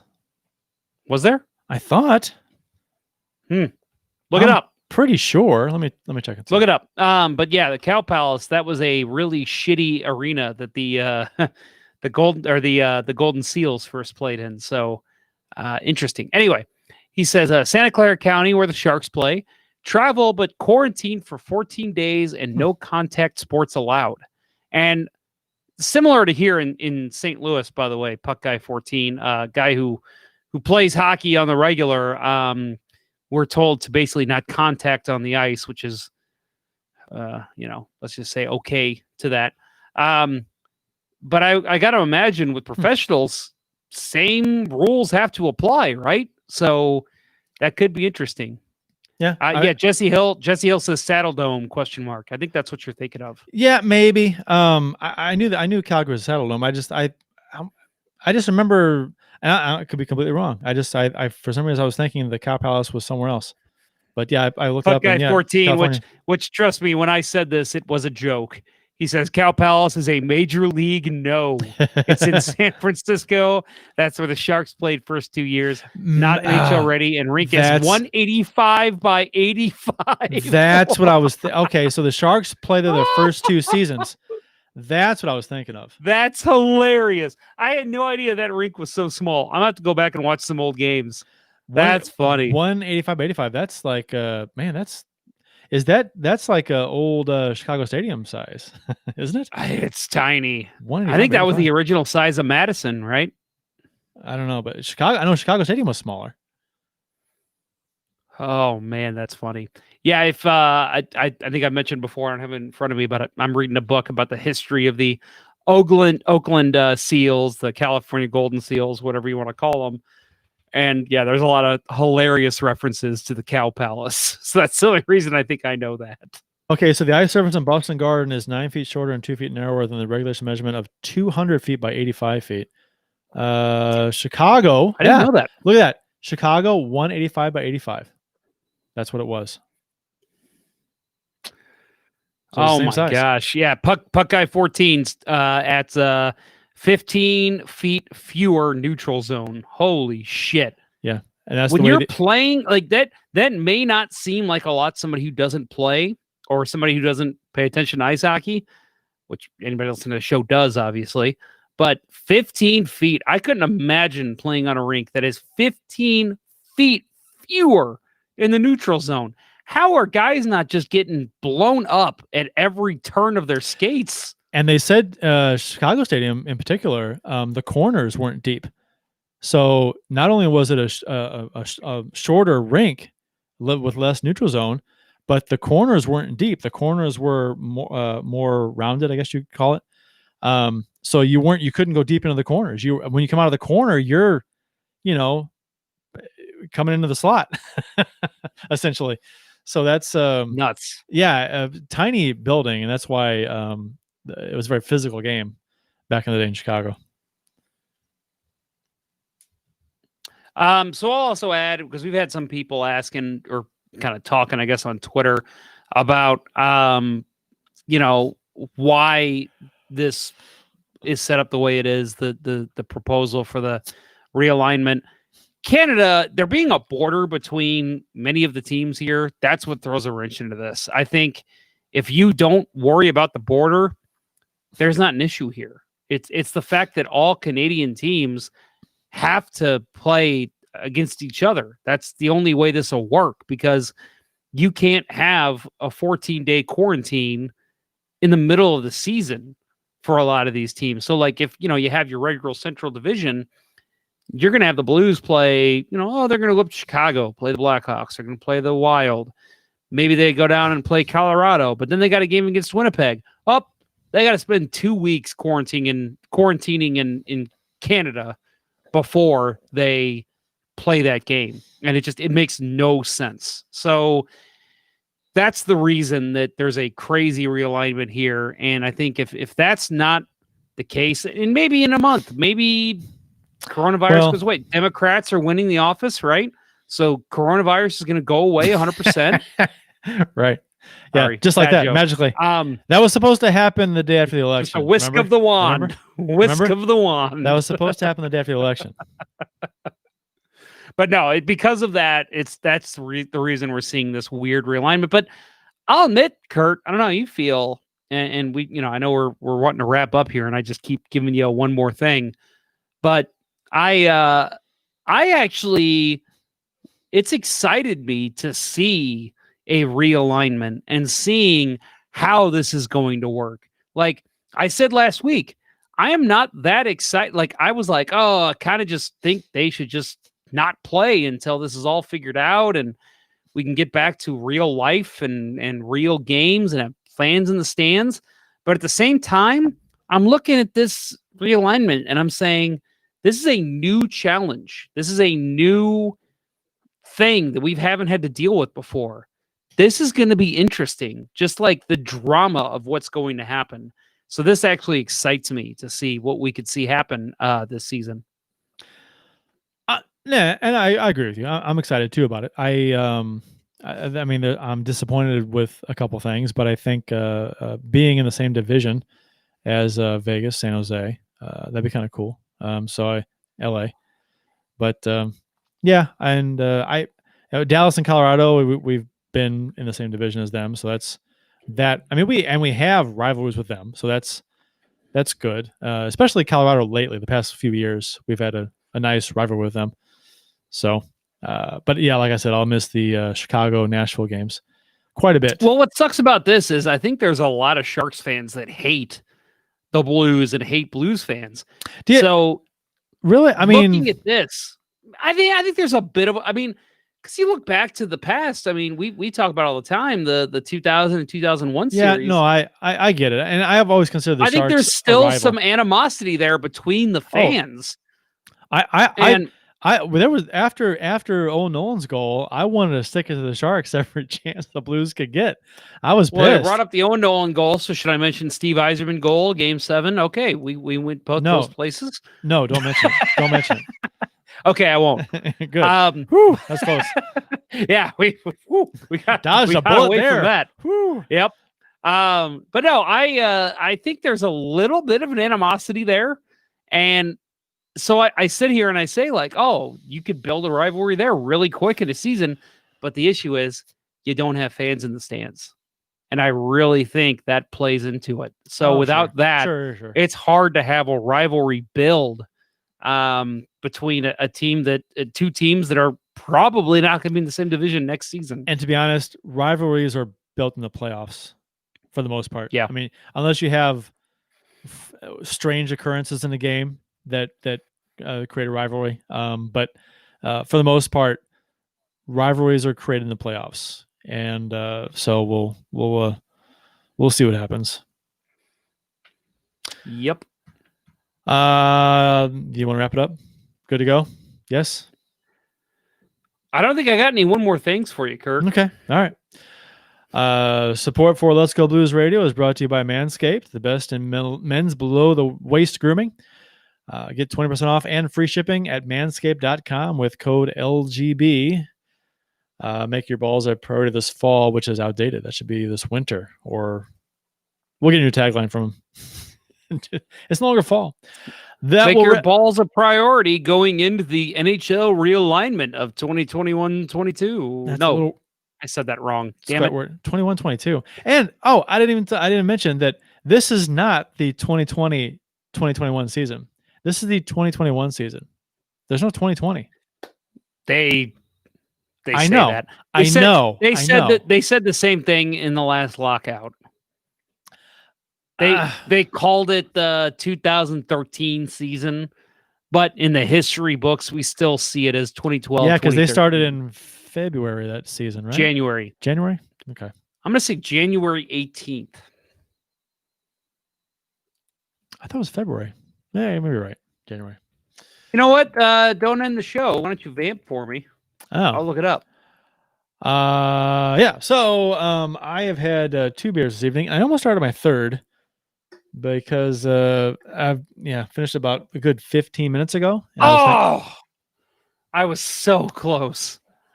I said January 18th, started on January 19th. Way off. Which, Kurt, what Price was is right. that game? Do you remember that game? What, the lockout? Here's a hint. You do remember that game. Coming out of the lockout, January 19th. January 19th, 2013. I'm telling you remember this game. I mean, I think it was referenced last week. Go ahead and tell me, and I'll say, oh, yeah, I remember. Let's put it like this. Blues won 6-0 over the Detroit Red Wings. Vladimir Tarasenko's first NHL game. Oh, yeah. And he scored 2 goals. That was great. Almost had a third, too. That was shortly after, actually, was it the same day that Stan Musial passed? Oh, I don't know. I don't remember. And they ended up winning that game 6-0, which was a pretty big deal because that was his jersey number. Yeah, it was fun to stomp the Red Wings. It was great. Yes, January 19th, 2013 was when Stan Musial died. Why do I remember that so well? That's weird. I did not know that. I did not know that. That'll wrap up episode 13 of season 9 of the original St. Louis Blues Hockey Podcast. Let's Go Blues Radio. Thanks for listening, and thanks to those who participated in the YouTube and Facebook live chats during the live show. We hope you enjoyed it as much as we've enjoyed bringing it to you. For Jeff Bonder and the On Assignment Bill Day, I'm Kurt Price. Until next time, everyone, let's go Blues. Fuck the Sharks. Let's go Blues. I'm sorry, Eric. I apologize for Jeff. Sorry, Eric. I love you. The Chiefs are at home tonight against Cyanosport at the War Memorial at 8. Good seats are still available. A look at sports. I think that went very well. Thank you for listening to Let's Go Blues Radio. Now take off, hosers. I want you to have a heart attack and die so that we never have to do this shit again. Well, there's 90 minutes of your life you'll never get back. Sorry. St. Louis Blues, St. Louis Blues. Have you heard the news about our St. Louis Blues?